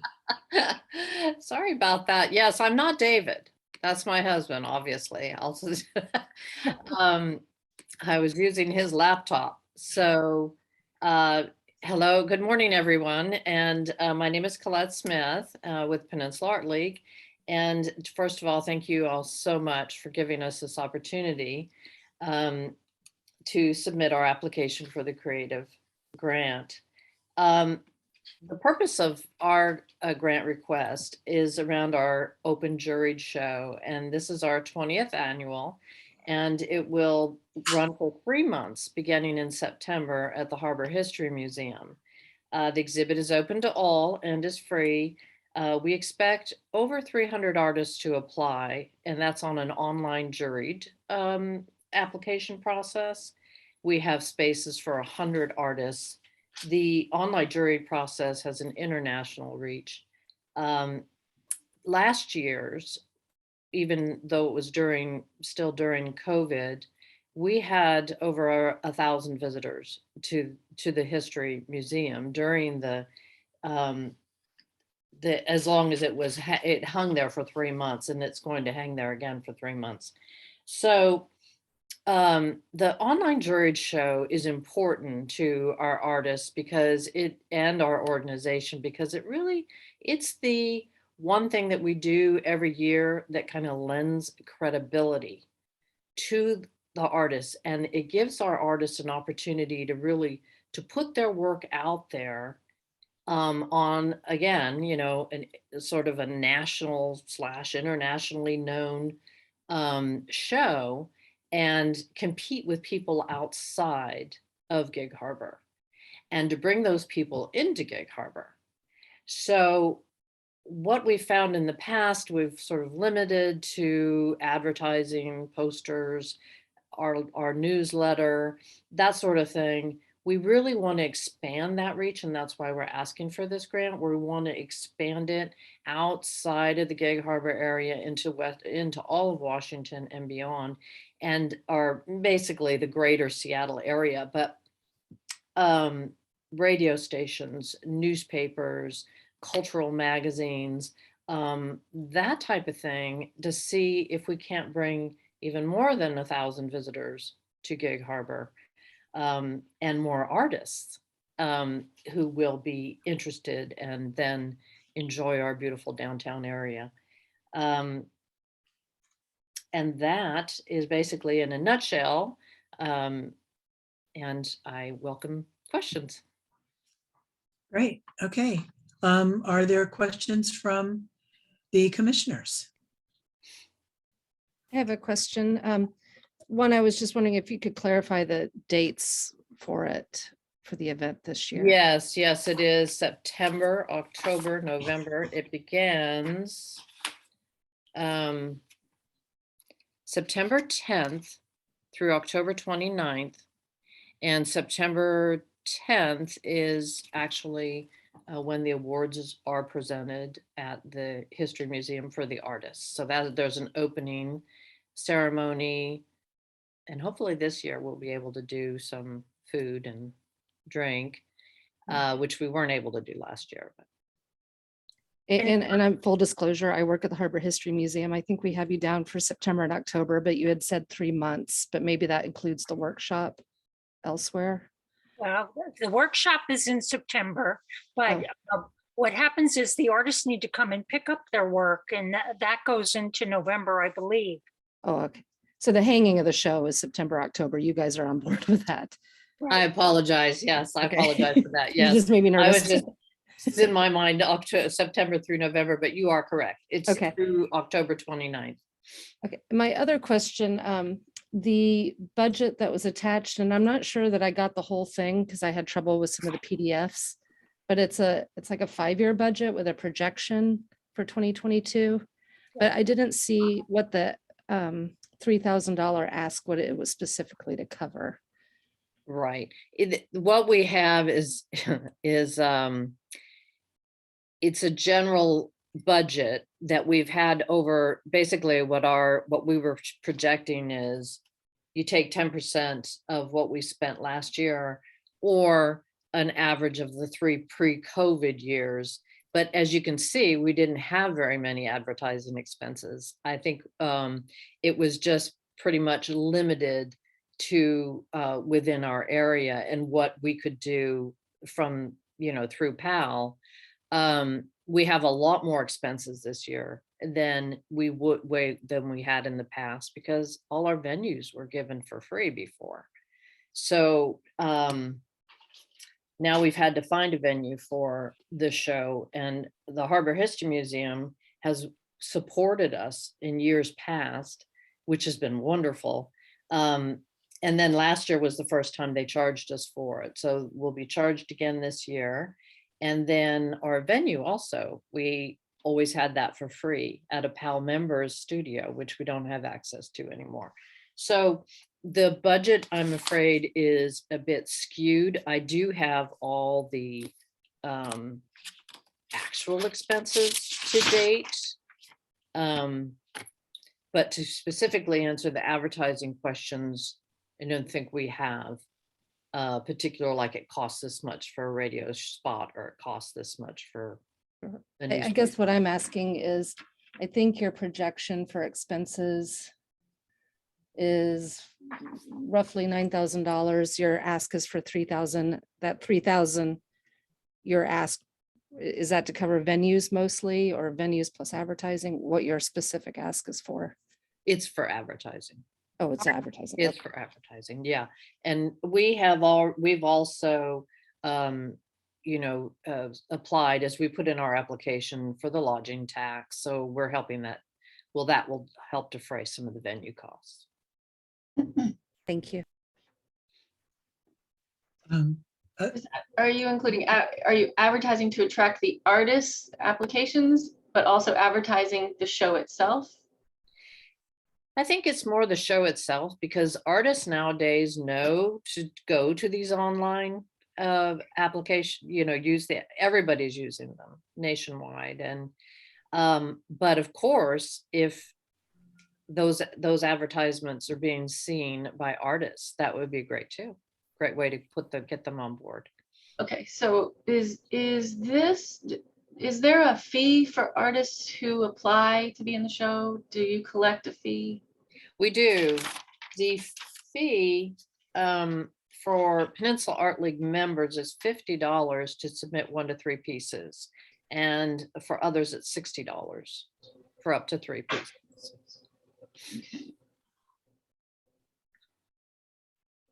Okay. And that's just to apply, not if they're in the show. That's just the application fee.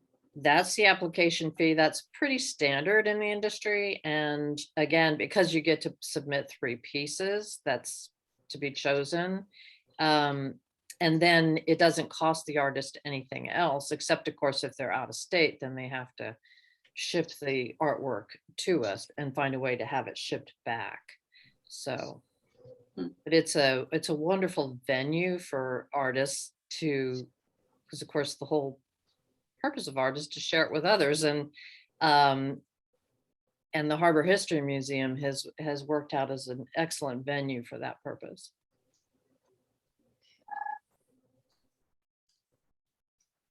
And you anticipate more than 300 entries. Okay, so 300 entries times $50 or $60, right? Okay, I'm just trying to figure out, you've got some income from just the application process. Okay. We do have some income from the application process, correct.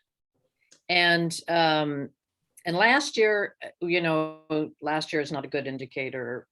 We only had 76 accepted pieces. So but I think based on prior years, we do expect more. Okay. And with I think the space that we have at the History Museum will allow us to nicely hang about 100 pieces. And it's also 3D art. So we have, they have pillars and so that's kind of nice too. I'm just trying to get my head around, if you collect $6,000 in application fees, do you then roll that back into other expenses for the show? Absolutely. We have about $6,000 worth of expenses already. And that is the venue is $2,500. The workshop is probably, of course, the workshop isn't taking place at the Harbor History Museum, but it's open to residents of Gig Harbor, of course, and a lot of our artists will be going to that workshop. So between the 2 venues and the workshop costs, including the juror, because we have to bring the juror in, and for a show of this size, you really need a juror with some national accreditation and presence, so that people will want to enter the show and people will want to go to the workshop. And Those are I- our biggest expenses. And does the online jurying website take a portion of that $50 or $60 entry fee? They do. I don't Well, you don't- actually have that specific figure, but if you, on our budget, it shows the fees. And I think that is under the handling fees, or I'd have to get that information to you, Charlie. Sorry, I don't have that. Meg, do you know what that is? Not offhand, but yes, there is. They take a percentage of everything that we collect. Yeah. So this is this an event that makes money for the Art League? Very little. Yeah. Historically, no. Historically, we are happy if we break even. Okay. But the reason that it's important to the artists it gives the organization a national recognition as a place that will appropriately showcase an artist's work. And that's where the Harbor History Museum comes in. That's where downtown Gig Harbor comes in. Gig Harbor is a destination spot. And there's lots of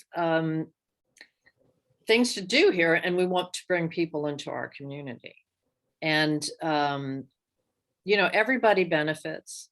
The last year was the first time I participated as an artist. I had 2 pieces in the show, and also I volunteered, so I was there seeing how it kind of worked. And one of the wonderful things is that actually, I didn't know if it was Stephanie at the Harbor History Museum or someone else, but they actually set up an educational program for all the children who came through.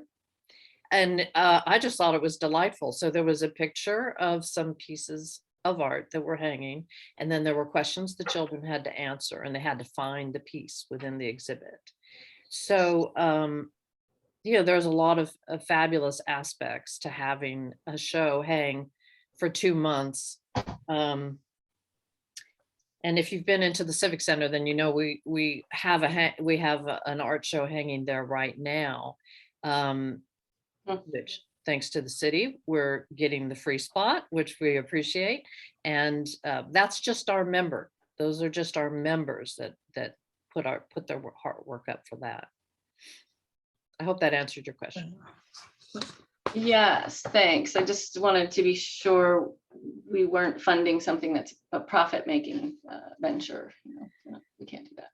No, I think the summer festival is probably the thing that keeps PAL going. The open juried show, we just hope to break even. Okay, thanks. Mm-hmm. And honestly, what we're looking for with this grant is to increase the marketing efforts that we've already been trying over the years.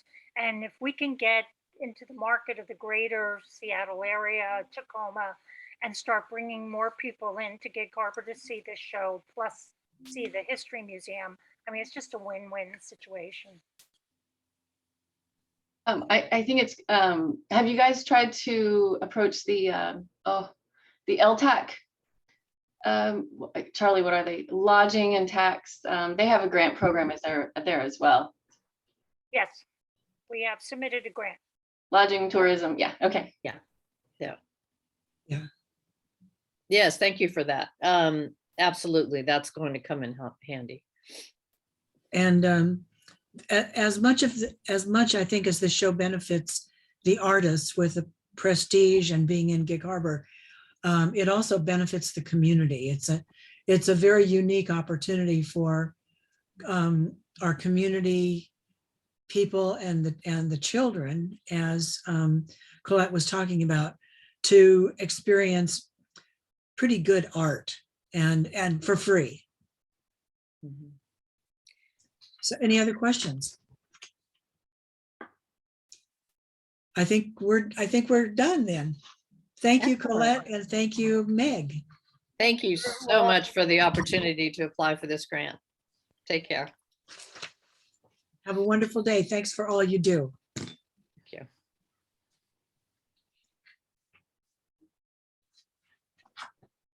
Okay, next up. Does anyone need to take a little break? We're good? Okay. Marla Morgan, hands-on art. Hello. Good to see all of you. Hi, Marla. Thank you for having me today. So tell us about the 3 projects that Hands-on Art has coming up for the rest of this year. Yeah, so it's always a little bit funny, you know, people ask why do I submit each project individually, but it's because of the calendar year versus a school year. So one of the projects is actually happening this year and 2 are happening at the first part of our school year next year, but the end of your year. So that's why they're all independent. Super excited about these. The first one is Monochromatic Magic, and that one is going to be so first time we've done it, and it's basically creating a landscape out of one color. We needed to, again, the last couple of years have been very challenging for our program. We've managed to shift gears and did an all home for COVID. We packaged all of our projects to go home. The kids got to keep all of the materials, and we did 16,000 projects that went home, 4 projects at 4,000 each. And then this year we were challenged with not having any volunteers in the classroom. So we needed to adapt again and choose projects that the kids were not necessarily sharing items at the beginning of the year, and then also were easy for teachers to be able to facilitate in the classroom themselves without the extra hands of helpers. But I'm going to try and unblur my background here if I can. How can I do that? I'm going to just do this real quick.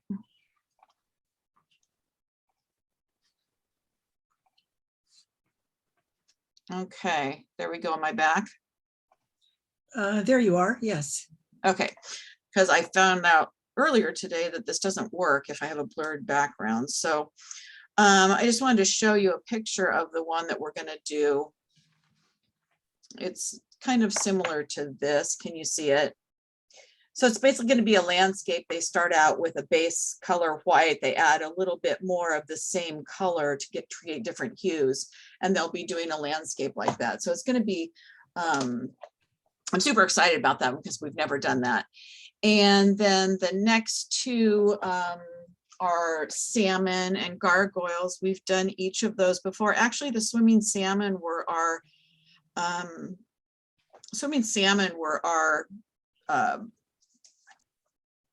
here's the salmon the last time we did them. The kids just had a great time doing these. And this was our flagship. Let's see, where's another one? Here's another one. I don't know if you can see these. They just turned out fabulous. The colors were amazing. And it was our flagship project that we started 18 years ago. So it's really kind of special to bring that back home. And we have parents all the time. They're like, are you doing it this year? I've got 3 kids and I have to have my 3rd salmon hanging on the wall. So it's just really, it's nice to have that history within the harbor and within the whole community. And I really, truly feel like we have created a foundation for everyone to have this group of community members that are grown up now. You know, I get really emotional about it because it's just been such a long time and it's been a lot of kids. So thank you. Great. And then what's the other one? The other one's Gargoyles, I think. Gargoyles, yeah. So, and that one's really great. You know, they will learn about architecture, embellishments, finishes, and that gargoyles are actually stone water spouts and used as a functional element to buildings. And then they'll create their own gargoyle. It's amazing. I didn't pull up a picture. I have some pictures of those from last time, but great projects, great standards. Again, we're not quite sure what it's going to look like within the schools, hoping that they're back to normal with our docent trainings and everything up to speed. We added 2 schools this last year, Swiftwater and Pioneer. So we're up to 10 elementary schools, public, and 2 private schools kind of they give us a donation and they use our curriculum, that sort of thing. So we're over 4,000 students and 190 classrooms. It's good scope, good bang for your buck. No kidding. And thank you, Robin, too. I know that the Washington State Arts Commission has also, been very involved, and I'm sure that you're a huge part of that because I don't know, they didn't think about us for a while, but now they do. So thank you. Wonderful, wonderful. Any questions? Any You're welcome. questions? You're also lucky that the person who's doing the schools now is from Tacoma. So, oh, okay, there you go. so she probably has visibility as well, but you're welcome. Yeah, so it's great. Wonderful. Questions from commissioners? I mean, I can give you the whole numbers spiel, 18 years, 190,000 art projects, probably about 16,000 a year here. Every K through 5 student. I'm sure there's nobody new, is there? You guys know us. No, but I also would say that we know how fabulous this program is and all the work that you put into it and this way you touch students. So, and we thank you for that. Thank you. It's been a wonderful ride. Yeah. And it's been a hard ride for everybody these last 2 years. So to keep things going. So hats off to you for that as well. Thanks. It took, I mean, Kiwanis, I mean, community members and packing and twisting, the Watchtowers is one of the ones that you guys sponsored for this year. I have a little one right here. You can see it. Oh, that's great. They had the clay bottom. They learned about Simon and this metal piece in here, typically the students would have their round nose pliers in class. They'd partner up, they'd twist, they'd use their fine motor, they'd use this tool that was, most kids have never even touched them. A lot of them haven't even tweaked a glue bottle at this point, but they have these bull nose pliers. This year, because we had no volunteers, the teachers were going to be overwhelmed. We couldn't throw wire and pliers into a classroom with no volunteers. So I had the wire cut. I sent out all of these wires, 4,000 of them, to volunteers who pre-twisted them so that they were ready in these kits to give to the teachers so that they could just facilitate it in their classroom. And if any of you haven't, I would hope that you would go to our website, peninsulahandsonart.org, and just check out some of the films that we do. They're grade specific, K through 2, 3 through 5, and I think that you'll be really impressed with what you see. Thank you. We will. Hi, Lynn. Hey, Marla. How have you in the past acknowledged the contribution of the Gig Harbor Arts Commission? That's one of the requirements we have is, some kind of public statement that these projects are funded in part by the Arts Commission. How does that translate out there into your projects? Well, what I did, it's on our website as a grant sponsor with your logo and a link to your site and everything. And then there's also in a normal world at docent trainings, you would be part of the presentation that I would do at the beginning. Thanking our sponsors and the people who are supporting our program and making it possible. Got it. Okay. This way, I always do that if I'm presenting to teachers. There hasn't been a lot of that going on. So for this year, what I did was the back of our labels. There's a label that goes on the back of each piece of artwork. And so I printed on the back of that all of our sponsors, including you guys. And so that was going back at least to the teachers and stuff. It would already have been on the artwork for parents, but trying to find any way I could get people's names out there. So if you have anything else that you need, let me know, or ideas. No, I appreciate it. Thank you. Yep. Wonderful. Any other questions? Thank you. Thank you, Marla. Thank you. I'm glad you guys are back in business. We missed you. It was a dry spell there for a while. Yeah, well, maybe someday we'll be actually back in person. Who knows? So I know. Wouldn't that be fun? No kidding. All right. Thank you, guys. Thanks for all you do, Marla. Thank you. Okay, next up is Spectrum. Yes. I think it's Spectrum. Stephanie Charbonneau. Stephanie. Hi. Hi, Stephanie. See you again. I'm Stephanie. I'm the artistic director for Spectrum Choral Academy, and we are starting back in person in April in Gig Harbor. We're very excited to get our programs going again. And our proposal this year is requesting funds for our summer Gig Harbor Sings Summer Day Camp. And we received a grant from the Gig Harbor Arts Commission back in 2019. And that was a well-attended weekend event. We had hoped in 2020 to expand to a 4-day summer camp. And we received that grant from you, but then we were not able to use it because of COVID. So we couldn't accept it. So this is a reproposal of our 2020 project, but updated for this year. And depending on funding, we'd hope that this would bring together 50 to 150 or more Gig Harbor area children for 4 days of singing and movement activities, music theory, games, and daily art projects. So they get to do physical art in addition to musical art. And we have high school and college age singers who work as counselors for the week that volunteer. And we have professional staff that lead everything for the week. It would end in a concert on the final day that's open to the public. And we are working with Chapel Hill to use their space. We would be in the gathering place for rehearsals and the camp during the week. And then the concert we would hope to have in the sanctuary. They are fine with having us there. The costs for renting their facilities have gone up quite a bit since COVID. Everybody is trying to catch up, I think. Let's see, any other, just at the fact that music and singing together is such an important thing for the young people in our community. And especially following COVID, to be able to be together and do these things in person, it's good for both their physical and mental health. And we look forward to getting things going again.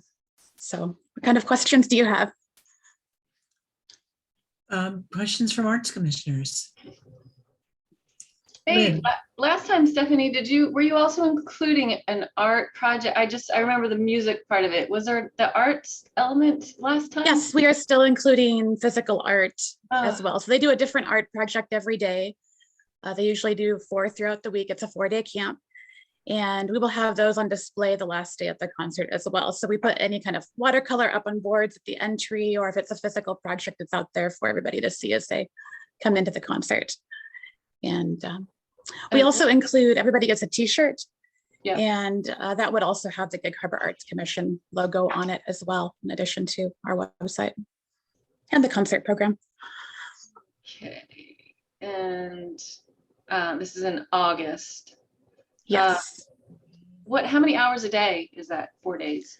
We're looking at 9 to 4 currently, so full day camp. Okay. It'll depend on what Chapel Hill approves. They have us on the schedule tentatively. So we're waiting both for finding out about the grant funds and then getting the official approval from them as well. Okay. Great. And it's 3 days? 4 days. It would run Monday through Thursday.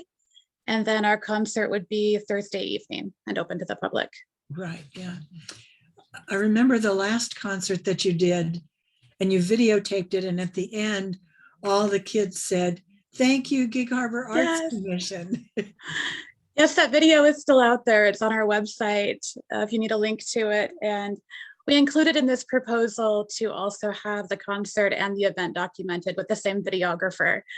And so we'll have documentation up on YouTube to memorialize the event forever. So remind me, where did you hold the event last time? Was it at Chapel Hill? It was at Chapel Hill, yes.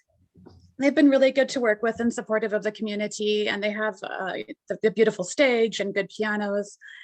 As we restart our program back in person, they don't have rehearsal space for us weekly. So we're actually going to be over at Peninsula High School using their choir room for our weekly rehearsals during the school year. But the high school is not open to renting to us in the summer, but Chapel Hill is, so it'll balance out, I think. And they're just up the street from each other, so. They are, yeah. Great. Any other questions? Jennifer?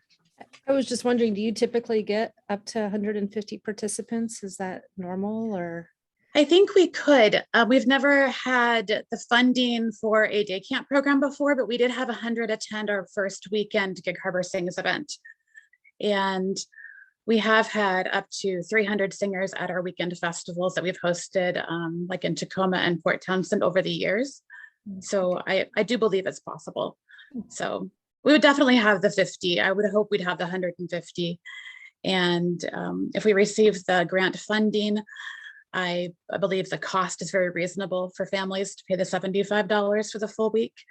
And we would open it up to them if they'd like to pay more, that it would help to fund additional singers to attend if they want to pay the full price themselves.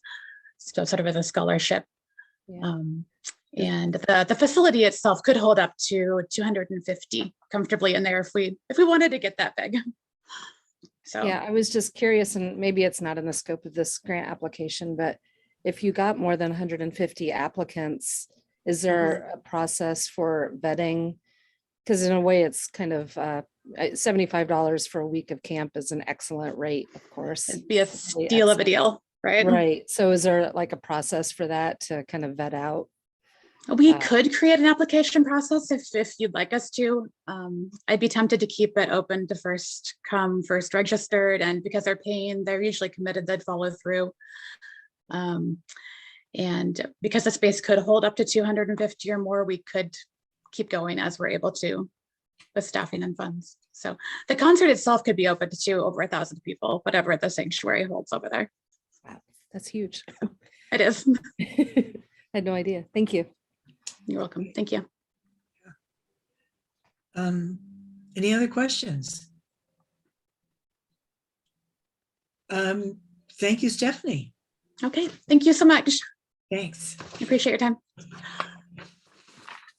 Thanks for all you do. You're welcome. Thank you.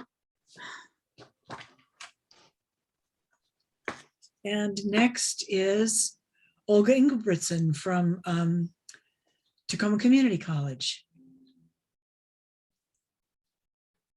Hi, Olga. Hello. Of course, I've been sitting here and then you tell me to join as a panelist and I lose my cursor. Hello, thank you for including me in this wonderful group of grants. I know better now to start with Gig Harbor Tacoma Community College as opposed to Tacoma Community College. I'm like, oh, that's how it works. So thanks for including me. I really appreciate it. This is the first time I've ever applied. So just a little nervous because you all are doing wonderful work in the community. No need to be nervous. Please, no. I mean, I'm just acknowledging, it's great to be able to participate in this and to share with you some really fun ideas of what we're trying to do with our Right in the Harbor conference. I know you're all familiar with that, and that's been going on here at Gig Harbor for 7 years, and it really attracts community members, not only within the Gig Harbor community, but outside of the community. But it's more towards that adult writer. And as a school in my first 2 years here, what I've noticed is our lack of expanding that to include our students. So there's been some expansion when it comes to the Right in the Harbor group itself. This year, I started an advisory committee. Linda, I approached you all last year, and Linda Sutherland was kind enough to join our advisory committee as well as some other key members, not only within our community, but outside of our community. And they've really helped develop ideas for what a youth summit could look like. I tend to go really big with my ideas, and then I have these wonderful people to rein it in. My thought is like all the kids in the district and everybody, and then I was like, well, yeah, our building is only so big and we've never really done this. So that like burst the bubble and pushed some of the air out of it. But what we came up with and the advisory committee helped me formulate was, let's start small and do a youth summit. So the conference starts the evening of November 4th and goes into all day of November 5th.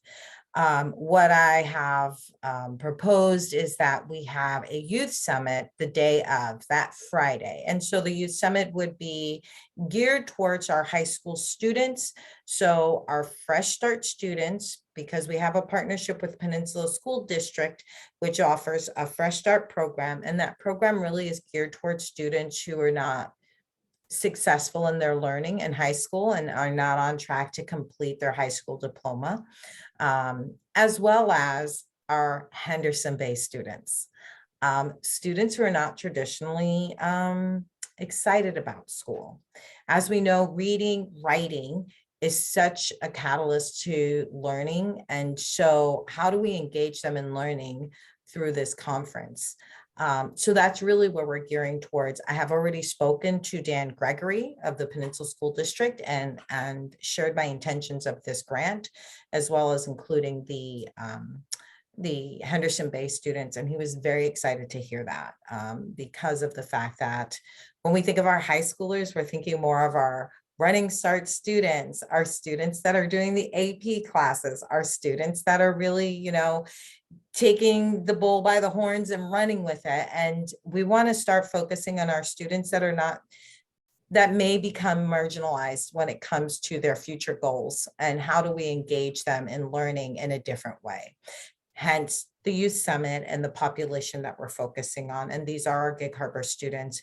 We also have Gig Harbor students that are attending our Fresh Start program at our TCC campus on main campus. And that was because we've recently re-engaged our Peninsula School District to have the program here again in Gig Harbor. So we will be including those students as well in this youth summit, which is why there is a transportation cost in the budget so that we can commute them over. Our college has some vans and we can use the vans to commute, bring our students from main campus to our Gig Harbor campus, because we really want to have them hands-on. I'm excited to say that the author has agreed to be our keynote speaker for our students. We're working on a keynote speaker for the big conference, but this was a keynote speaker that is geared to young adults. I think I posted her name, Marissa Myers. After working with her publisher, she has stated that because it's for a smaller group of high school students, she is willing to waive the fee if we happily purchase books, which was already part of the plan. I want the students to have a book of the author that will be presenting to them, so that there's more of a connection, so that they can engage, so that they can, at the end of the day, get that autograph. That's a big deal for kids. So that's part of that budget. The students, the event is from 9 to 2. And the reason is the transportation piece, getting students back to where they need to be, as well as the Henderson-based students back to their home school to get commuted back to their own homes. One of the other pieces, and I did not put this in the budget, is students will have the opportunity, if they can provide their own transportation, to participate in the keynote speaker for that evening Friday event, or any of the events on Saturday. We want to make sure that they know that they can be included in those things. So they'll have that option. I'm trying to think of things that you asked so I can touch on those. I put little notes together. As for advertising with Gig Harbor, the commission for the grant, last year we did have sponsors for the bigger conference, and those sponsorships received advertisement on the program as well as our website. And this grant, if we receive it, will receive the same advertising logo space, as well as all advertisers and sponsors are called out at the main conference. So we will be folding in the students and letting people know at the main conference about it, about the grant. We have, I've told you about the option to stay for the evening event. At the end of the event, we really want our students to feel comfortable. The stage will be already set up for the keynote speaker in the evening. Students will be invited to present their work. Part of the budget is also to bring in 2 workshops for the students. So alternatively, students in the morning will attend the morning workshop. They'll have their keynote speaker, a morning workshop, and afternoon. So we'll alternate the students between the 2 workshops. So they also have time to learn about writing, the love of writing, create their own piece of work. And the goal is to have them based upon their comfort level, because the other thing is you don't want students to feel like now I have to do something, right? So we want students to give them that option to get up and present, as well as asking them to leave some of their work behind so we can have that hanging. So the weekend participants can see the work that the kids produced. So we're excited about that as well.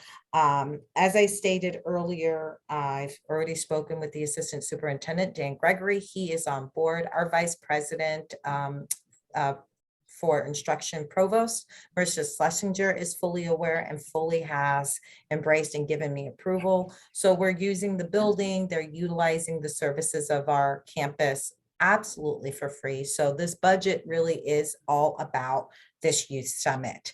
As for feeding, we did not put food in the budget, but I'm already kind of looking at different pockets of people and within the organization, either our foundation or our student service fees. I might submit a proposal to them to see if they'll cover the lunch for the kids, because it is all day and I don't want kids to feel, we don't know how many of the students receive free and reduced lunch.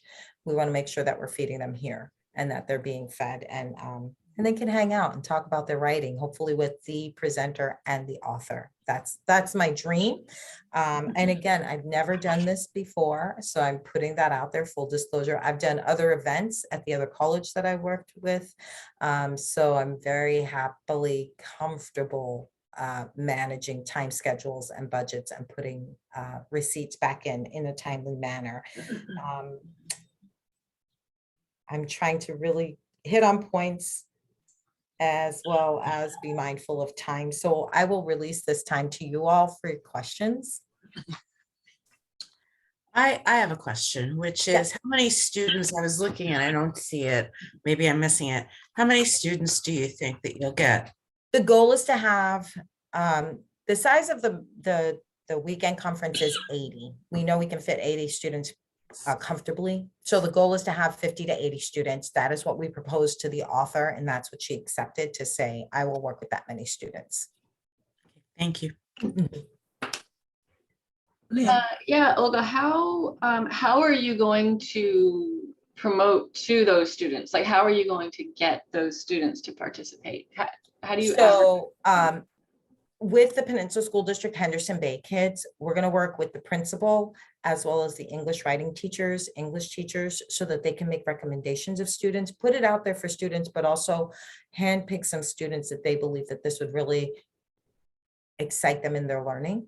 For the Fresh Start students, we are going through the program coordinators as well as the advisors. So we're incorporating this into their program for the fall quarter, because the conference is in November. So we really want to engage them, but we want to incorporate it into their learning. So I'm working with them, and that's how we'll be advertising. So mostly just an internal network. Yes. Of kids that are recommended by the people that know them. There's not any public kind of promotion for kids. Not right now. And again, that goes back to keeping it small and managing the crowd, and the fact that part of Marissa Meyer's fee waiver was the fact that this is not a free-for-all of all. What the goal is really is to keep this within the Peninsula School District and our students. And keeping it free for them. So until I can really have a tangible understanding of what the needs are of students, working with students and working with adults are totally different. And so I want to make sure that we really produce a program that they don't feel like they're stuck in, but they're having fun in. Great. Olga, I have one little question on your budget, and maybe you already explained this and I just missed it. The keynote speaker is waiving her fee, which is wonderful. The workshop presenters, who are they and what do they do? So I have not put out requests. I have 2 or 3 workshop presenters that I have not requested because I didn't know what the budget would be like. So there's a maximum of 500. One of the workshop presenters is geared towards working with high school students. He's out of Tacoma. And so I'm not sure what his fee would be. So I maxed that at 500. It may be less, but I wanted to give us a wiggle room. And the other one is a different speaker that was recommended. And again, I have not approached either one of them. But the goal is to have 2 workshop presenters so that the students have this alternative, and they have not been approached yet. And the 500 would incorporate traveling plus their speaking fee. And again, I'm keeping the budget as low as possible, but realistic in case their speaking fee is a little larger than I'm expecting it to be. But I really know how to be, come on, it's for the kids and make things. No kidding. Exactly. You're good at that. In a good way, I hope. Yes, absolutely. But the workshop presenters will be authors themselves or writers and authors. And so one is a poet and one, he's, this young man is a spoken word poet and a writer, as well as an instructor outside of the TCC institution. And there were 2 others. And what my hope is to bring in diversity, not only of ethnicity, but of gender. Because I think it's important that students see males and females in front of the classroom. So there's intentionality of who we're inviting to be those presenters. And again, I did not put their names in because I have no commitment from them. I have the commitment from Marissa Meyer. That's great. I love that you're including the spoken word, because I think that will really resonate with those students, very much so. So, and one of our advisors, besides Linda, is Michael Haflinger. He is the executive director of Right 253, and that's his own organization out in Tacoma. So we are not combining things just yet because we're still building and he's still developing coming from COVID, but he's been really instrumental in being an advisor and introducing me to a different population of writers and speakers that are really geared towards high school students, young adult population, K-12 population. He actually worked with the college at one time and Peninsula School District and Tacoma School District with a big poetry slam contest. And so the students came in with, and so I'm not trying to replicate the poetry slam, but I also understand that that's a huge piece that engages students. So I don't want students to think that writing is just about sitting down and writing the great novel. Writing is influenced through rap music and slam poetry and writing in your journal. And that is what we're hoping to accomplish, is showing them all of those different genres of writing that can help them learn.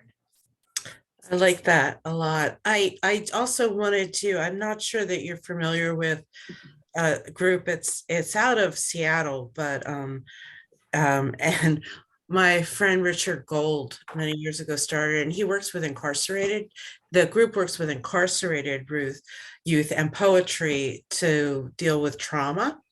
And I'm happy to send you the group's name, which I can't remember at the moment. Absolutely. He's also done a lot of national instruction and written a book about this. So it might be a good contact for you. I would love that. Yeah. And again, one of the reasons was for starting the advisory committee was the fact that I know what I know. I know where my learning has gone and where it comes from. And I know what I don't know. And I am not part of this writing world, but I also recognize how important it is and what it really does to feed our youth and feeling confident.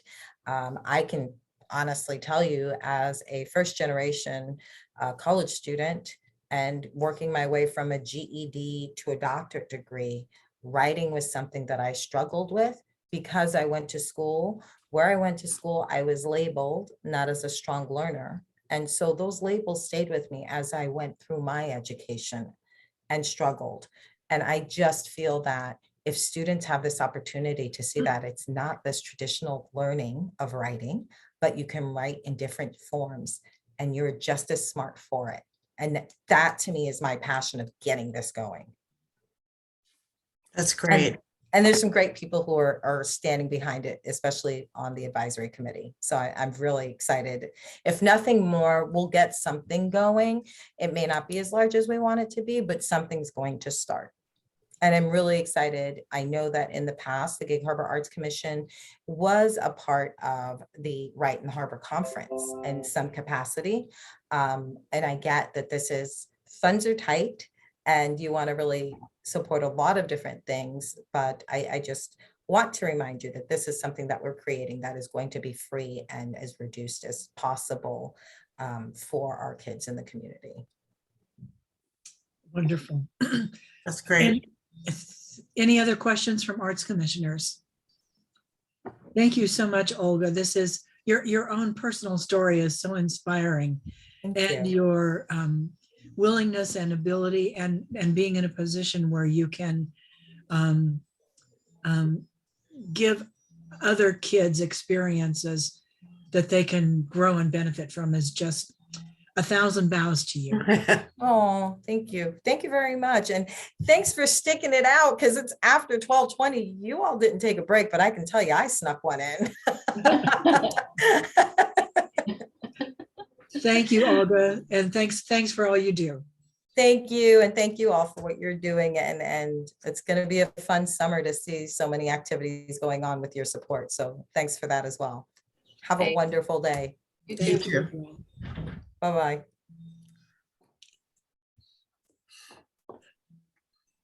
Okay. Oh, okay. Well, I think we're going to have to, are we going to meet again to discuss the scoring? Because we don't have really time to do it today, right? Well, I think we were hoping that we could just continue this and make our decisions today. I'm not sure if everyone is available to do that. Yeah, I have a hard stop soon. So, because I think we thought we could move it along quicker. I don't think we have some wonderful we have so many wonderful applications. Right, yeah. I really want to be able to do it justice in discussion. What do others think? I only have till 1 today. I was thinking that would be enough of an overage that. We, and this is, I guess I stand guilty of this, but we said that each presenter would have 3 to 5 minutes, and that just simply wasn't enough. So, and I didn't think it would be fair to cut them off when we still had more to learn about them. So I agree, Charlie. I think it's important. It's important to hear their stories. It really adds a lot. So I don't feel bad. I think we're all running out of time this morning. So I'm happy, my the rest of my week is pretty flexible. So I'm happy to jump on tomorrow or Friday, to speed this along, because I know we want to make our decisions. Right. So Lynn, what are your feelings? I was prepared to stick it out today till whenever, but I'm leaving town on Friday just for the weekend. So the rest of my week is getting, crazy just before leaving town. Yeah. Let's come back later this afternoon. I just have a meeting I have to prep for at 1. So like Jennifer, I have a hard stop technically at 1, but I need some time before that. Yeah, for sure. I think what do we officially need to do, Josh? Because if we schedule an entirely new meeting to review, and what does that mean for the public record? Like, we need to announce it and to the public, right? Yeah, you have to have at least 24 hours advance notice. And we are, so that pretty much eliminates this week. Friday's not an option for me, so that wouldn't work. Next week does not look very good either. I have I think, a half a dozen meetings that I've got to cover next week. So we're probably looking at the week after that to come back. The week of the 21st. I don't know if I can send in my recommendations, but I'm out of town the 19th through the 27th. Oh, Jennifer. It's my daughter's 13-year trip. It's been on the books for years. Yeah. Real. Josh, is it possible, I don't know, Linda and Jennifer to come back later this afternoon? Can we say we're taking a break in the meeting and then? Yeah, I can do whatever. I have a hard stop too, but I'll cancel it if we have to. It's no big deal. I can make arrangements for any time. I'd prefer to change it to another day. I just think, a little bit more time, but I could come back, I guess, today if we have to. I have a 3 o'clock haircut to. You need it. First time in 3 years. That was my haircut yesterday. First time. It's beautiful. So I'm afraid I can't do this afternoon. I've got meetings probably until Josh leaves work. I can do it this evening, but I don't think that's probably viable. Yeah, this is the day of the council gets their packet too. So my afternoon is booked getting those out to them. Yeah. So we have a half an hour to figure this out. I mean, not really, but God, what do we do? Well, I don't think we just make our decisions within half an hour. Yeah. Well, we can see, I mean, I was looking, I haven't found it yet. Is there something that says, well, I know you said the total ask, if we added it all up was how much? And Josh, can you share that on the screen? I know it's from Josh. It's $18,353 over what we have allocated, which is a 38% overage.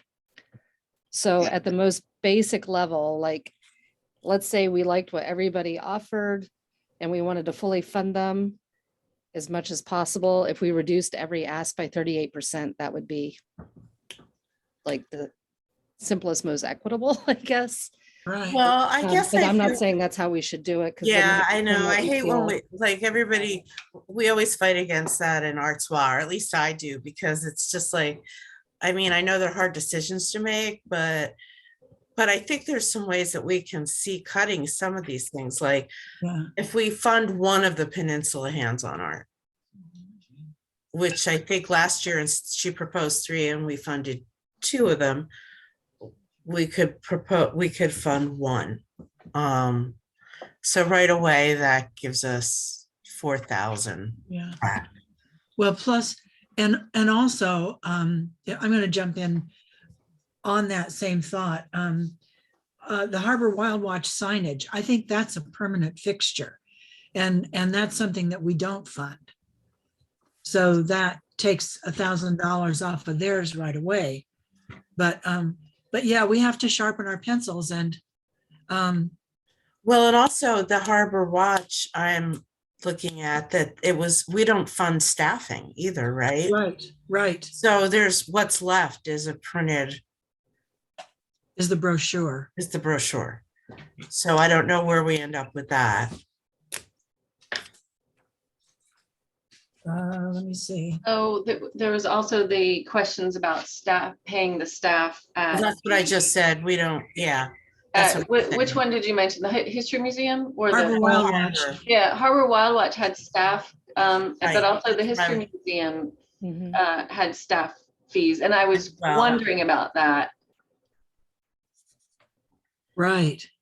All right. So how much I'm just trying to do some easy asks here. So if with the Harbor History Museum, what's left of how much was the brochure? You mean the Harbor Wild Watch? I'm sorry. Now I know why you're confused, Lynn. Sorry. Okay, so Harbor Wild Watch. Yeah. Brochure is $800. So basically, yeah, exactly. Thank you, Josh. Could you put in? Yeah. Could you put in 2,000 for Peninsula Hands-on Art. Just, I like the swimming salmon one because of the story behind it, that it's their first. So I feel like we're supporting their legacy. Okay, Greater Gig Harbor. Before we go any further though, can I ask a question about the staffing? Because when I look at what we will and won't fund, it says no operating support, but that's, so I could see for Harbor Wild Watch, the executive director, except she is actually making the brochure. Well, and last year for the Harbor History Museum, we had both an intern and some staff support for making those panels. So I guess my question is there's a difference between administrative costs, like paying me as the finance person versus the person making the videos and. Well, I think that if my understanding, but correct me, I mean, please jump in, guys. But if it's a freelance person who's not full-time staff, mm-hmm. and you're paid on an hourly basis to contribute, that we support. I mean, that we're looking at with the school, Peninsula School District as well. But my line has always been, if it's a full-time staff, then that's part of their job to do various things, you know. So I don't see why we would fund that. Like, for instance, for you, mm-hmm. You're full-time staff, am I correct? Or I am full-time staff. I guess the answer to that question though is I think organizations are seeking funding to, because it's not just artists, it's also cultural heritage that we're, so, and I think that would kind of in a way fall under the Harbor Wild Watch one, that if we're going to support them doing this work, sometimes that is a staff member. It's not always going to be a freelance. So I guess I would say, if we're not doing staff, it should clearly say that though, because it doesn't say that. Administrative. Well, that's where I was a little confused too, because a staff member, you're assuming they're being paid, they're right, exactly. They're being compensated, and unless this is like someone they're going to pay after hours or something like that, how do you break down what the fee is for this amount of work when they're being paid to do that day's work? Well, I can kind of answer that. I mean, all nonprofits their staff is pretty much existing on the fumes of grant funding, which is tight. And so when a nonprofit like a museum or Harbor Wild Watch or any education organization wants to do something, they have to go out and seek funding for that project. So in the case of, and maybe it's not appropriate for me to use the example of where I'm working, but if we want to offer Collections Corner to teachers and to the residents and anybody who visits our museum website as an extension of our museum and a cultural heritage, we have to have the funds to pay for that program. That program won't exist if we don't have the funds to pay for it. And that's true with pretty much every nonprofit. So if we're not funding nonprofits to do the jobs that they're doing that are in the arts community or the cultural heritage community, then I think we kind of need to redefine the application to reflect that.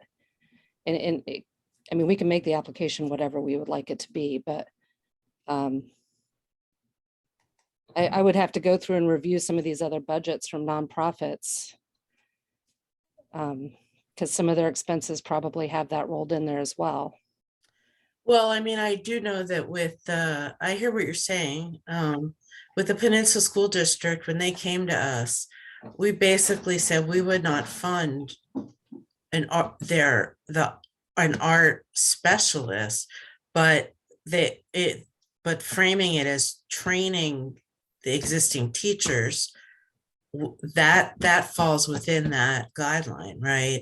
They're training the existing staff, but we're not paying the staff to take the class. We're paying for the trainer if we fund this. True, So, but the staff at the Peninsula School District aren't part of a 501c3 either. That is a difference, and they have a tax base. Yeah, I hear what you're saying. I just feel that whether you're a profit or a nonprofit, you make decisions on how to allocate staff time. And that's part of a general payment for staff. If you're talking about hiring a videographer, that's not a staff person. That's an extra expense on top of all your already budgeted expenses. Well, in actuality, we use a staff person to do the video work.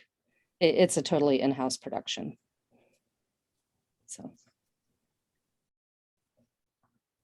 Yeah, I have a I look at it as allocation and prioritizing work. I think for me, I mean, and Charlie, tell us what you want to do. Table this discussion now, because we're not going to decide this now. But for me, I don't believe in, I mean, we denied, well, is it the boathouse? Right.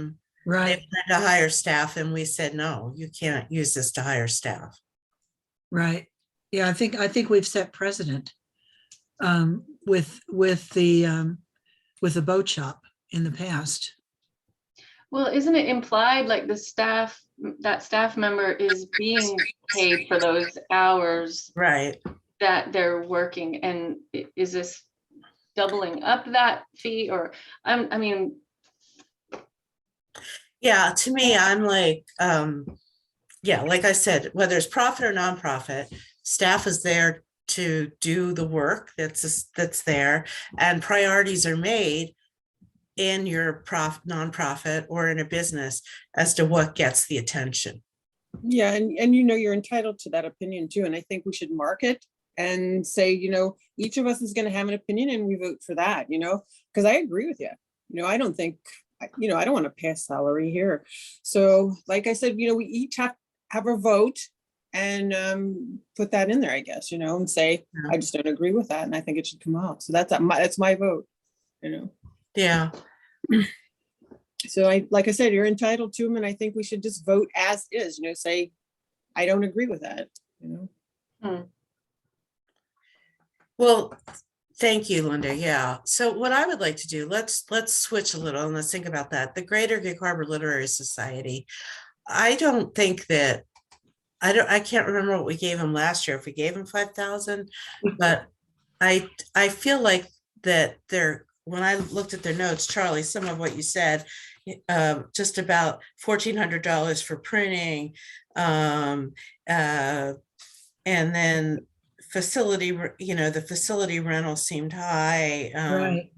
You know, I kind of made notes about all of that and said, I'd feel comfortable at 3,500, not at 5,000, or maybe even 3,000. Any thoughts on that? Yeah, I sharpened my pencil on that one and I came up with 3,000 on that one. So I'm with, yeah, I agree. And the reason they had 5,000 last year was because we had allocated 5,000 to another grant. And then that organization wasn't able, they backed out. So we had that $5,000 left in the budget. And Josh, do you remember what actually we paid for the poetry last year? It wasn't nearly 5,000. Came out to 2,686. Oh, yeah, okay. So I go with 3,000. I like 3,000. Yeah, okay. I had written down 3,000 as well, so that sounds like a good. Okay, there you go. Helpful number for them, and you know, yeah. The band boosters, a lot of that is traveling to out of town, and I'm not sure that although she made a good case for it, helps the students grow and gets them prepared for their Gig Harbor performance. But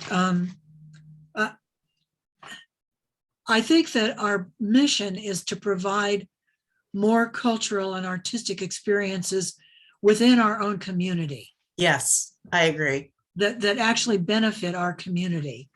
And so I'm reluctant to fund travel to Wenatchee or Cle Elum or I mean, as wonderful as that is.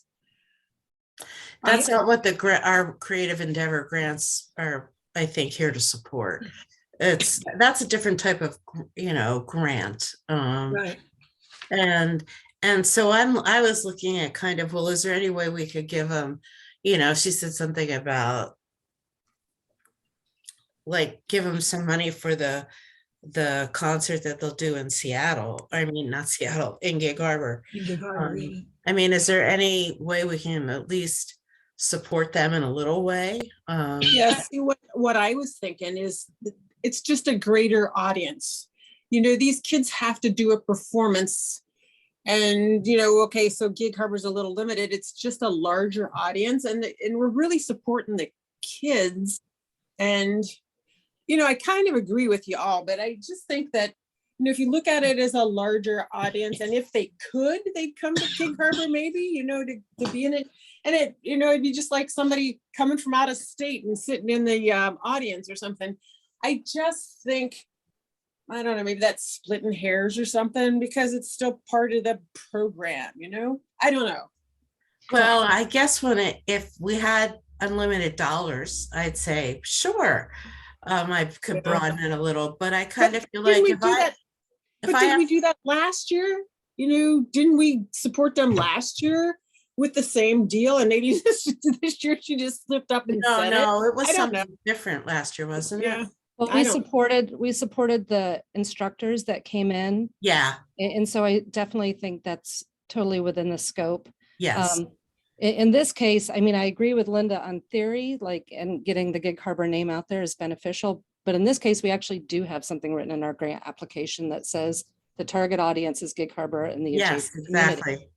Yeah. So again, I feel like maybe we have to revise this grant to meet our intentions, if that's what it really is. And if we want to have things that go out beyond the scope of that community in a promotional sense for Gig Harbor and for the benefit of the kids, I think those are all fabulous things. Then we might need to change that particular caveat. Well, I think they're my 2 cents. I think they're fabulous things, definitely. But the goal is to build the community here. I mean, that was part of our intent. If we start to get more money, then, as we build this, I would put that up for review. But I mean, to me, I look at the Spectrum Choral Academy versus, kind of getting kids in a camp singing in the community against sending kids out, right? And I would rather, my 2 cents can try to support the kids here as an experience in this community. But like you said, we each have our own opinions. So what would we, I would like to give the band boosters something, but I don't want to give them, enough I don't want to support them. I want to support them, but I want to support them in the community here. I thought she did give a good answer, but yeah, I agree. Well, here's what I think. And I'm only one vote, but I suggest that we continue to vote the instructors, which we've done in the past, which is $2,500, and that we support their Gig Harbor performance in the Maritime Festival, which is $300. And I understand that they have to rent the van or the truck or the whatever to transport the instruments. But if we gave them $2,800, that would cover the sectional instructors and some portion of hauling the instruments to downtown Gig Harbor for the community-wide Maritime Fest. I support that. $2,800. Yeah, that sounds good to me. I like the idea of covering the instructor fees. Me too. Absolutely. And then the local support for the, yeah, I mean, if we could bump it up to 3,000, just to whatever, but 2,800 is great.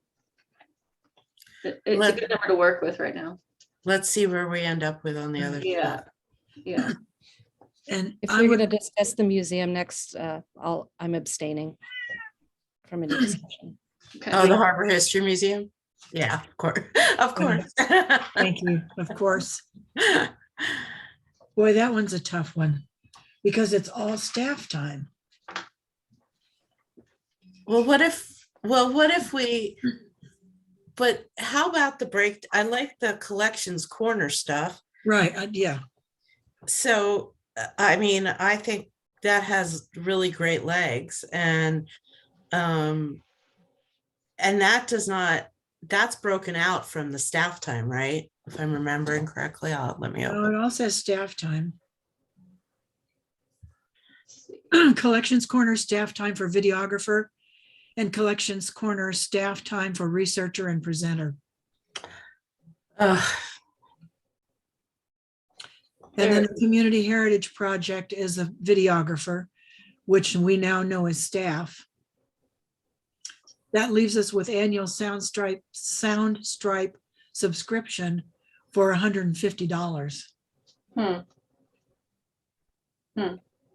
But it's really, I totally get how confusing this is because it is a nonprofit and you're supplementing that staff salary. It's a contribution that supplements that staff salary. So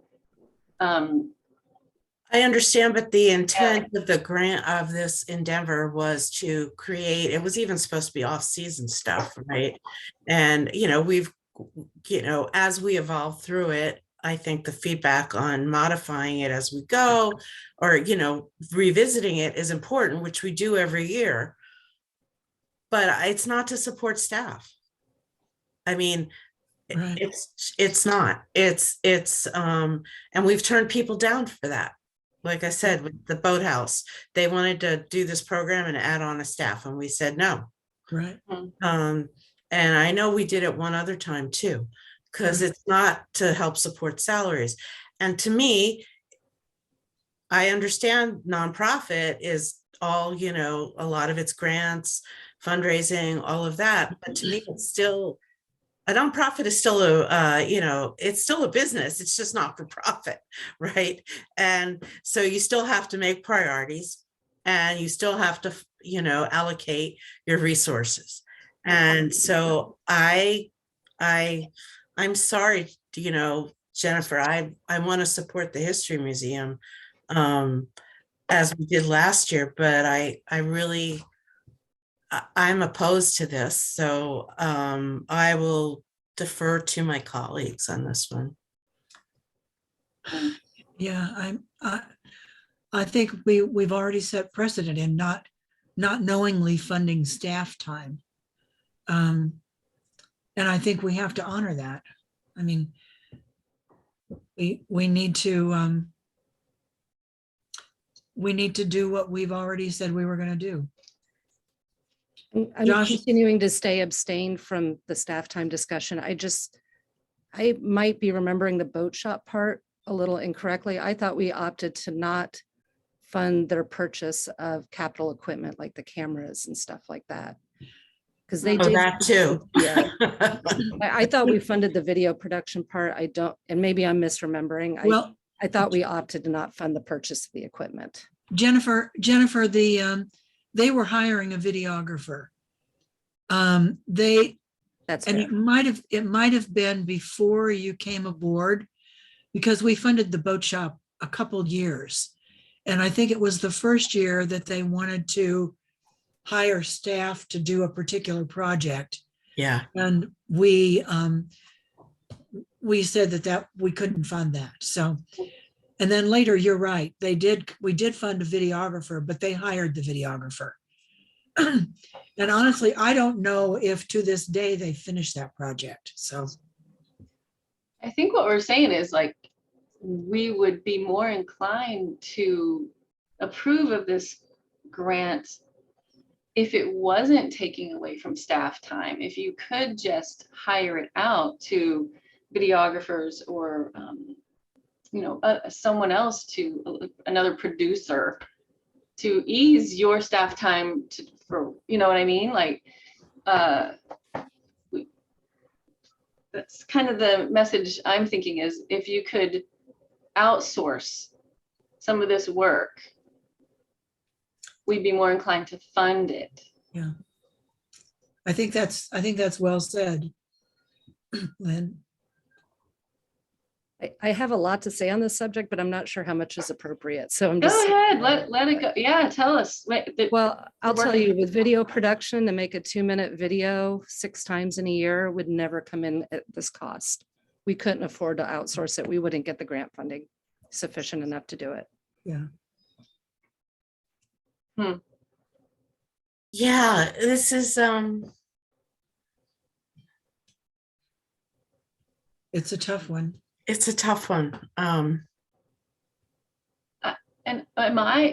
this might not be accurate, but you know, what if like Jennifer, if you were billing, you know, the museum for your freelance time outside of your regular work, that would fall under sort of outsourcing as well. Do you know what I mean? Like whoever the staff is that's doing that. I'm confusing myself as I'm trying to work through this, because I understand it's like this. Yeah. I'm a little unsure. Yeah. Yeah. I guess like you take that situation for any nonprofit. Now you're asking people who are already making, you know, not market wages if they worked in the for-profit world to now create a business, have a business license, pay taxes. Well, I mean, yeah, they would have to, yeah. to Jennifer's point, you know, Yeah. it's like you know, Lynn, you and I have a business license and we have, you know, all of that. And that's not, you know, the only way they could probably say, oh, is it as overtime, right? And then that would be under the auspices once again, though, of staff. And I don't think you get overtime, do you, Jennifer? Oh, no, we're not budgeted Yeah. for overtime. Yeah, and exactly. Most nonprofits are not. Yeah. I'll just say, and this will be the last thing, I'll shut up after this. Nonprofits, they very closely track project time. So what is admin time for, you know, cleaning up your desk or paying the bills or marketing and all that kind of stuff? It is very closely tracked compared to what you do for projects. So the time that's spent doing collections corner for our staff, or the time that the education person at Harbor Wild Watch might spend preparing that sign to share that heritage about that tree. That time is very closely tracked. So you, by granting them the money to do this and then submitting the grant report on how they spent their time, in essence, you're funding just that project. You're not just funding staff time. And that's how nonprofits are funded. That's how these projects get done. Otherwise, all we would ever do is just the administrative stuff, which is not what anybody wants out of a nonprofit. They want a museum. They want new exhibits. They want video education things. They want signs around town or beach walks or the hands-on art stuff. There's an admin component to hands-on art. There's also an in the classroom component of what they're providing to the students, which is project. So that's right. That time is very carefully monitored. We're required to. We report it in a bigger picture on our 990s. Yeah. Our functional expenses. So that's the last. Well, yeah. And I hear you. I would also say, though, that for businesses also like design and advertising businesses, they also track their hours on projects as well. So it goes both ways. I think one of the ways, so let's see if this is possible, but I would like to say we want to support the Collections Corner project and not break it down into staff time and not break it down into videographer and not, you know, and just say that we would like to support the Collections Corner project. I don't know, I'm going to throw a number out here for $1,500, and that would be funded and sponsored by the Arts Commission. Could we do that? And then it's up to their discretion how it's allocated. They have to have receipts. But then they have to have receipts, so it's the end of this. So how are they going to show that then? Yeah. Show From the receipts. city's perspective, legally, what we would do is just have a contract with the museum that says, we are contracting with you to fund this project. And then when the project's done, we'll ask them to provide an invoice with receipts.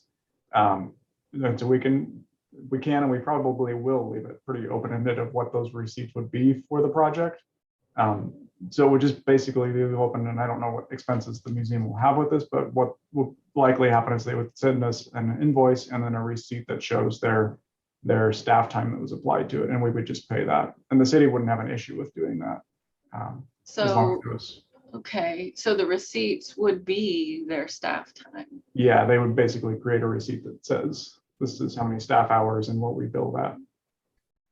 Which is, that's fine for us, for just contractually speaking. Okay, that's helpful, Josh. Thank you. I don't want to just write this off because we have this issue, because the way I am interpreting it is running on a shoestring budget, times are tough.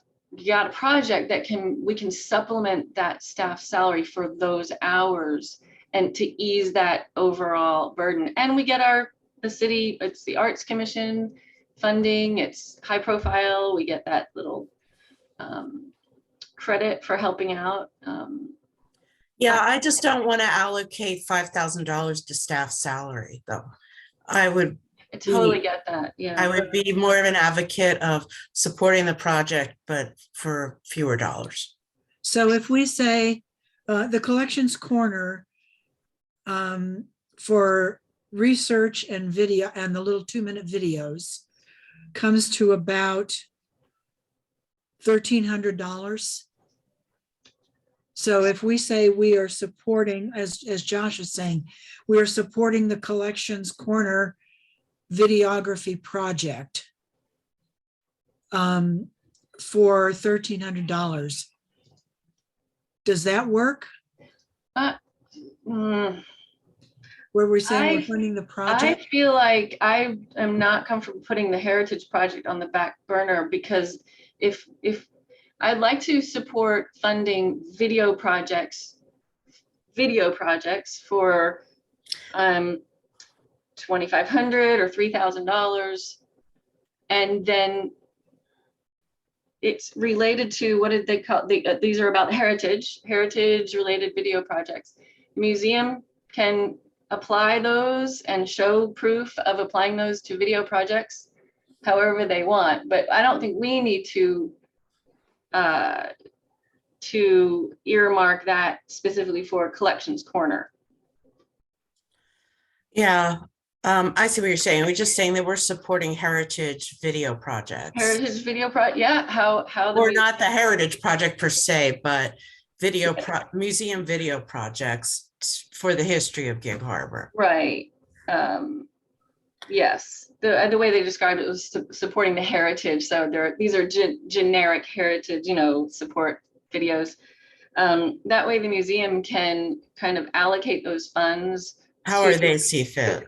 Yeah, because what I think is cool is the native baskets or the glass fishing floats. Maybe there's an opportunity to do that. And if they have money that they can use for that, that maybe that's more important in the moment than another collections corner or something like that. So I think it's our history museum. I like to support them with some of our funding.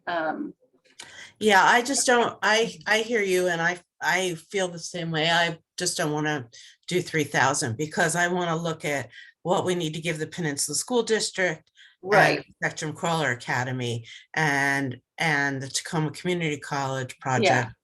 And then we can determine, what we can allocate that way. I threw that out there, as a less than what they're asking, but maybe something that's more in alignment with being able to do something, produce some results with. Yeah. Okay. All right. Well, then we're getting to 1 o'clock here. Right. Oh boy. Oh my God. It is 1 o'clock. Oh my God. And I think Jennifer's already left us because she said she had a 1 o'clock drop dead. So I can keep going. I'll keep going. Okay. Just all of these contracts are going to be written very generally just to support the project. So none of these are going to be married to whether or not they're turning in receipts for staff time or advertising or any of that. As long as the receipts they turn in are related to the project, then we're going to go ahead and fund it. So okay. Okay, thank you, Josh. It's good guidance for you to I guess, to steer you to the amounts that you want to fund, but really, we're not going to be too onerous on how we impose these. Right. So should we put in like $1,400 just as a placeholder for the museum? Or Yeah, should we- $1,400 we can do as a placeholder for the museum. I feel good about that. And I hear what you're saying, Josh, and thank you.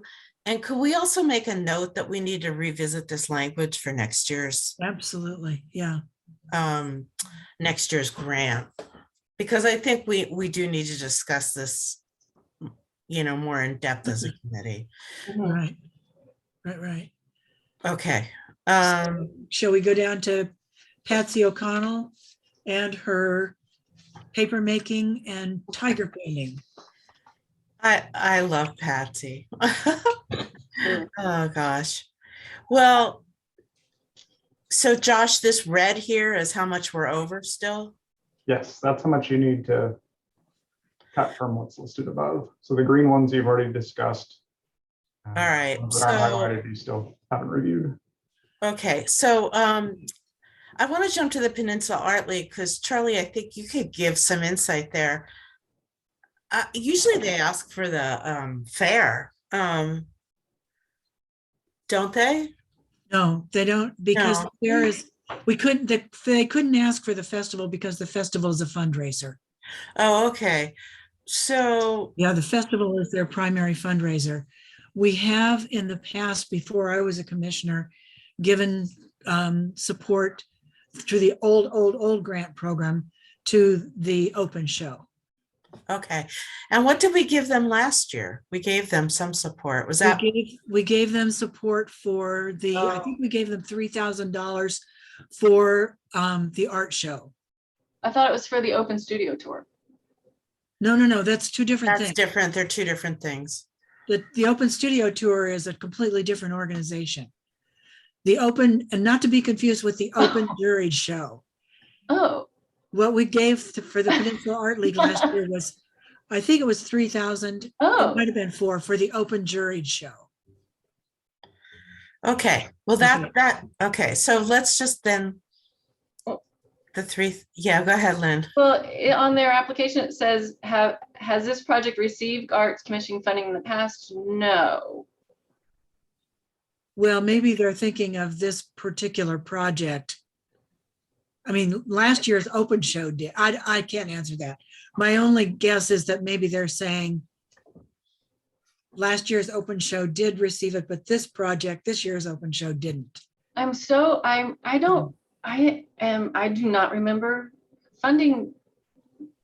I don't remember giving them a grant last year for this. Nope, me neither. Me neither. So I was like, well, maybe it was the year before, maybe. Well, because okay. My bad.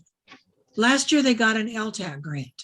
Yeah. Oh, okay. So I'm sorry. I was confusing you by telling a lie. Well, my memory's horrible, so I thought you might be right, but no.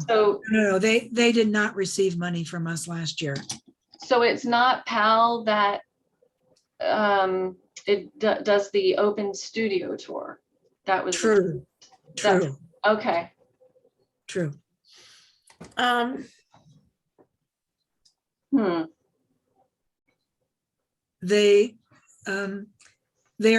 is having to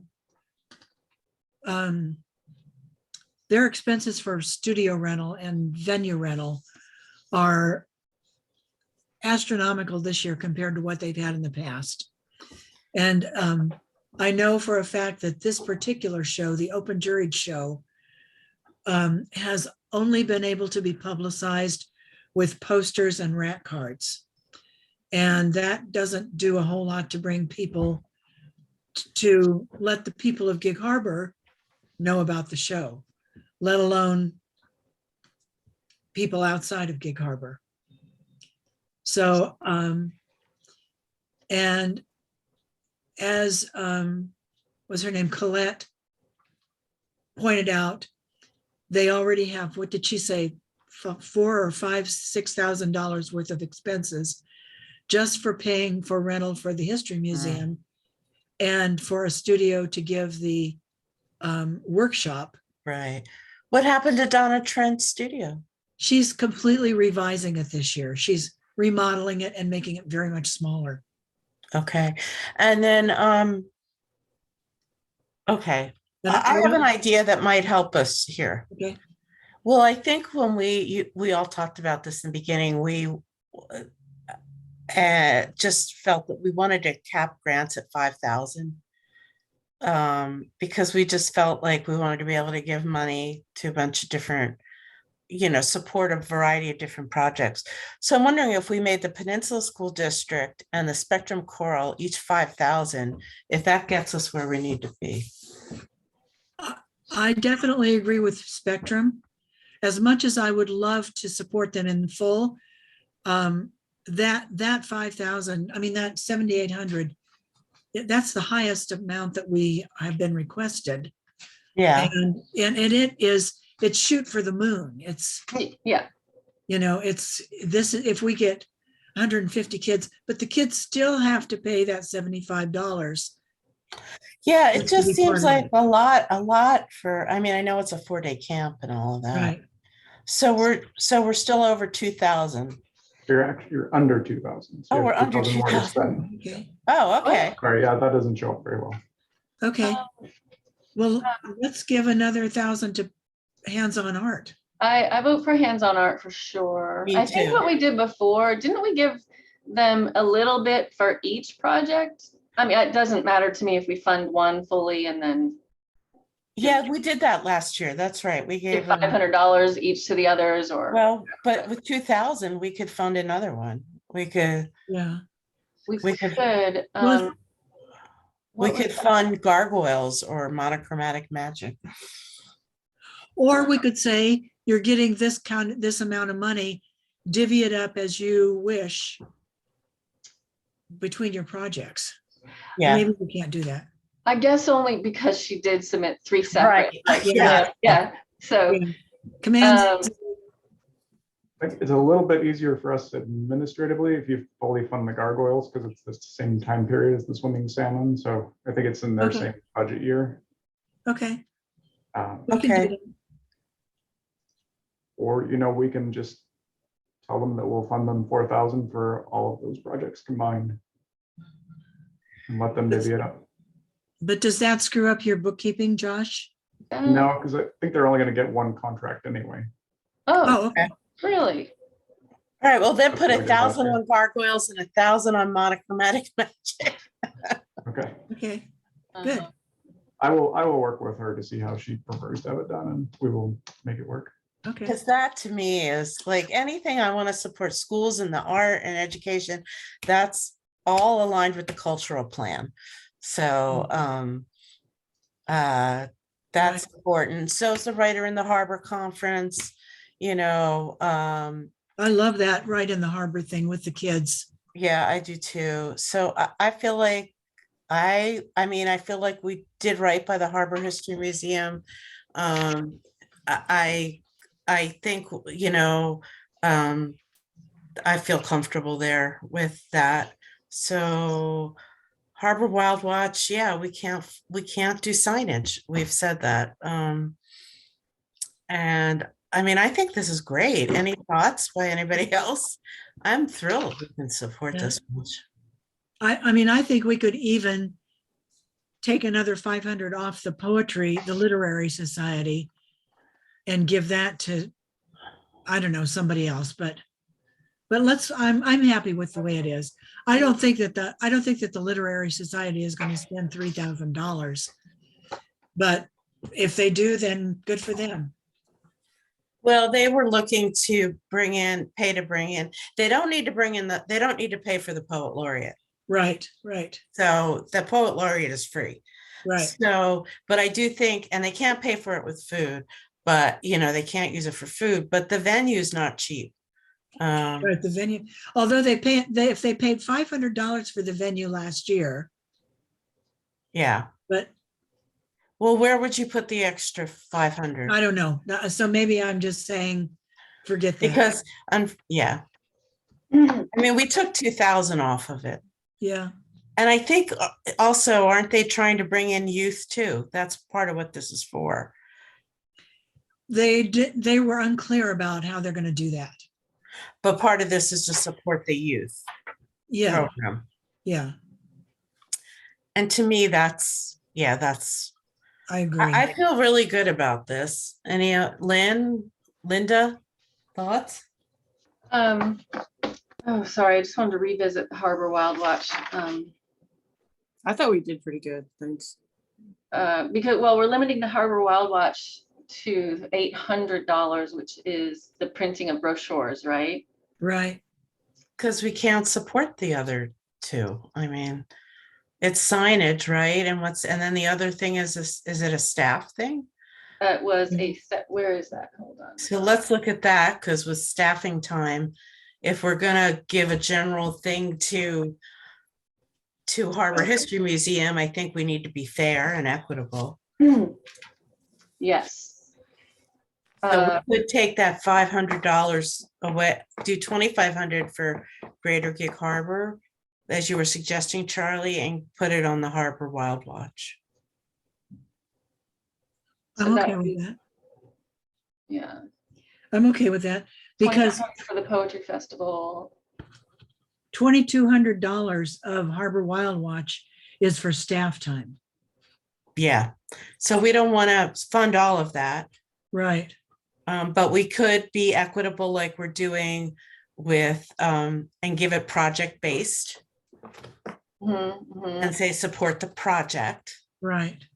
And do 2,500. Let's see what that does, Josh. It should be even 2,500 Greater Gig Harbor Literary Society, and then take that 500 to Harbor Wild Watch. 1,300. 1,300.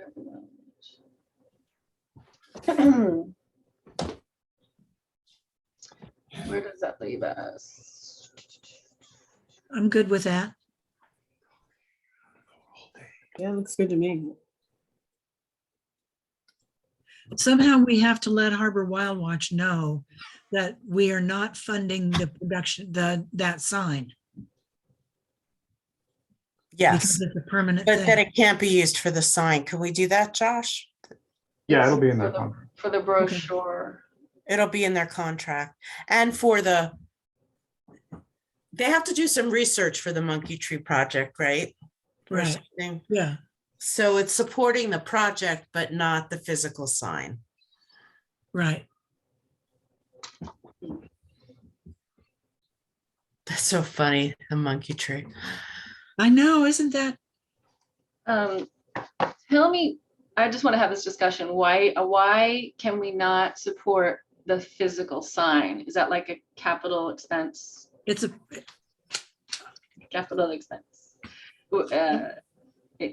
I always get confused about this, like,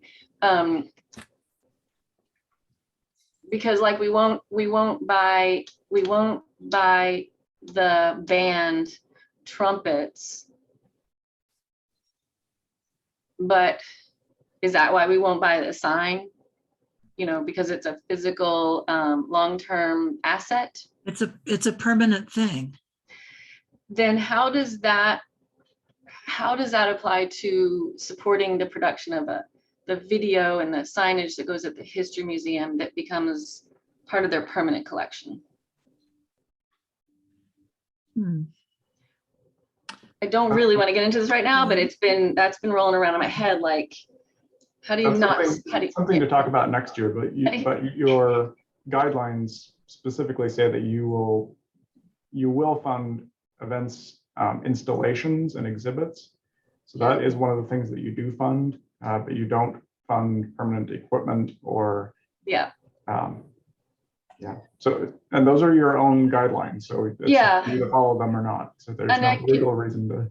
I can see like a video exhibit could be a one-time thing, or it could be just something they have in the collection. So, well, I think you could also say, well, this isn't. Never mind. I won't even go down that rabbit hole because it's not apples to apples. Never mind. I'll stop myself. Yeah.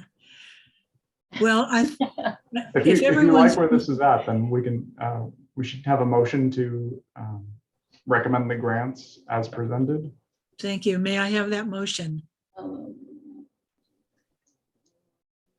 I'm just looking at the Harbor Wild Watch to feel like, should we be equitable as the same as the History Museum? Give them both the same amount, supporting our. We could do that and then take another $100 off of the Poetry Festival. What Well, about? no, what about I don't want to take any more from the festival, but, Yeah, me but neither. I want to say that the Korean paper project is very limited reach. Yes. I think that she's asking for, I mean, I think $850 is just for supplies as well. But I like to think Patsy can do a lot with $1,500, or I feel like there's some room to wiggle around there. Yeah, that's okay. So I'm happy with that. She says she's importing the materials for the paper making from Korea. Yeah, I know that's probably crazy expensive, but there's it's limited to what, 20 participants? 20 people. 22. Yeah, And that's a hell of a lot of money for 20 people. Well, participant. that's $200. $200 a person. Yeah. Yeah, Okay, I can agree with that. I agree with that. So $1,400 to Harbor Wild Watch and $1,900 to Patsy. Yeah, I see what you, no, 1,500. 1,500. 1,500 to Okay. Patsy. And yes, thank you, Josh. 1,600 to each of those guys. Yeah. Okay. Now are we happy? I'm happy. Okay, so then I feel better. may I? Better about that. So now can I have a motion? I make a motion to approve the creative endeavor grants for this year, 2022. 2022. Do I have to say anything else? Probably. As allocated. As allocated, thank you. I'll second that. Okay, we have all four of us here. That's our quorum. So all in favor say aye. Aye. Aye. Aye. Okay, finally, we have done it. Ladies and Josh, we have accomplished an incredible amount in a compressed time, but it shows that we can do it, right? Thank you for sticking around.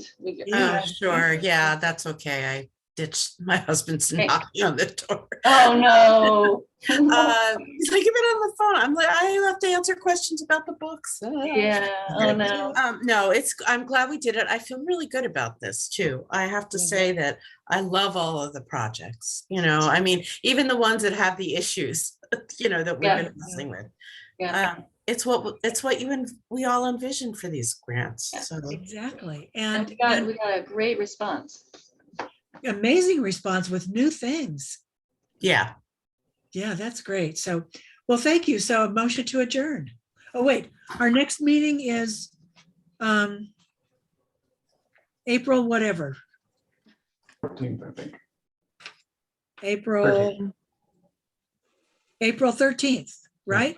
And just a quick note too, I know some of you have terms that are expiring at the end of March. Council is working on their procedures for how they're going to reappoint, and we're not going to have reappointments before the end of March. So you all will just continue on the Arts Commission until we figure it out. So I'm guessing it'll probably be May before we actually get around to solving this. Well, I put in my application, Josh, so you should have gotten it. Thank you for. Okay. Great. Have we gotten other applications? I think there's 6 total for 4 Awesome. positions. So, yeah. Great. Okay, thank you. So I will see you all on April 13th. Yes. Meanwhile, enjoy springtime. Yay. Thank you. Hey, Charlie, let's get a coffee on the calendar, okay? Let's do that. Yeah. Thank you, Josh. All right. Thank you, Josh. Hey, guys. Thanks, Linda. Bye.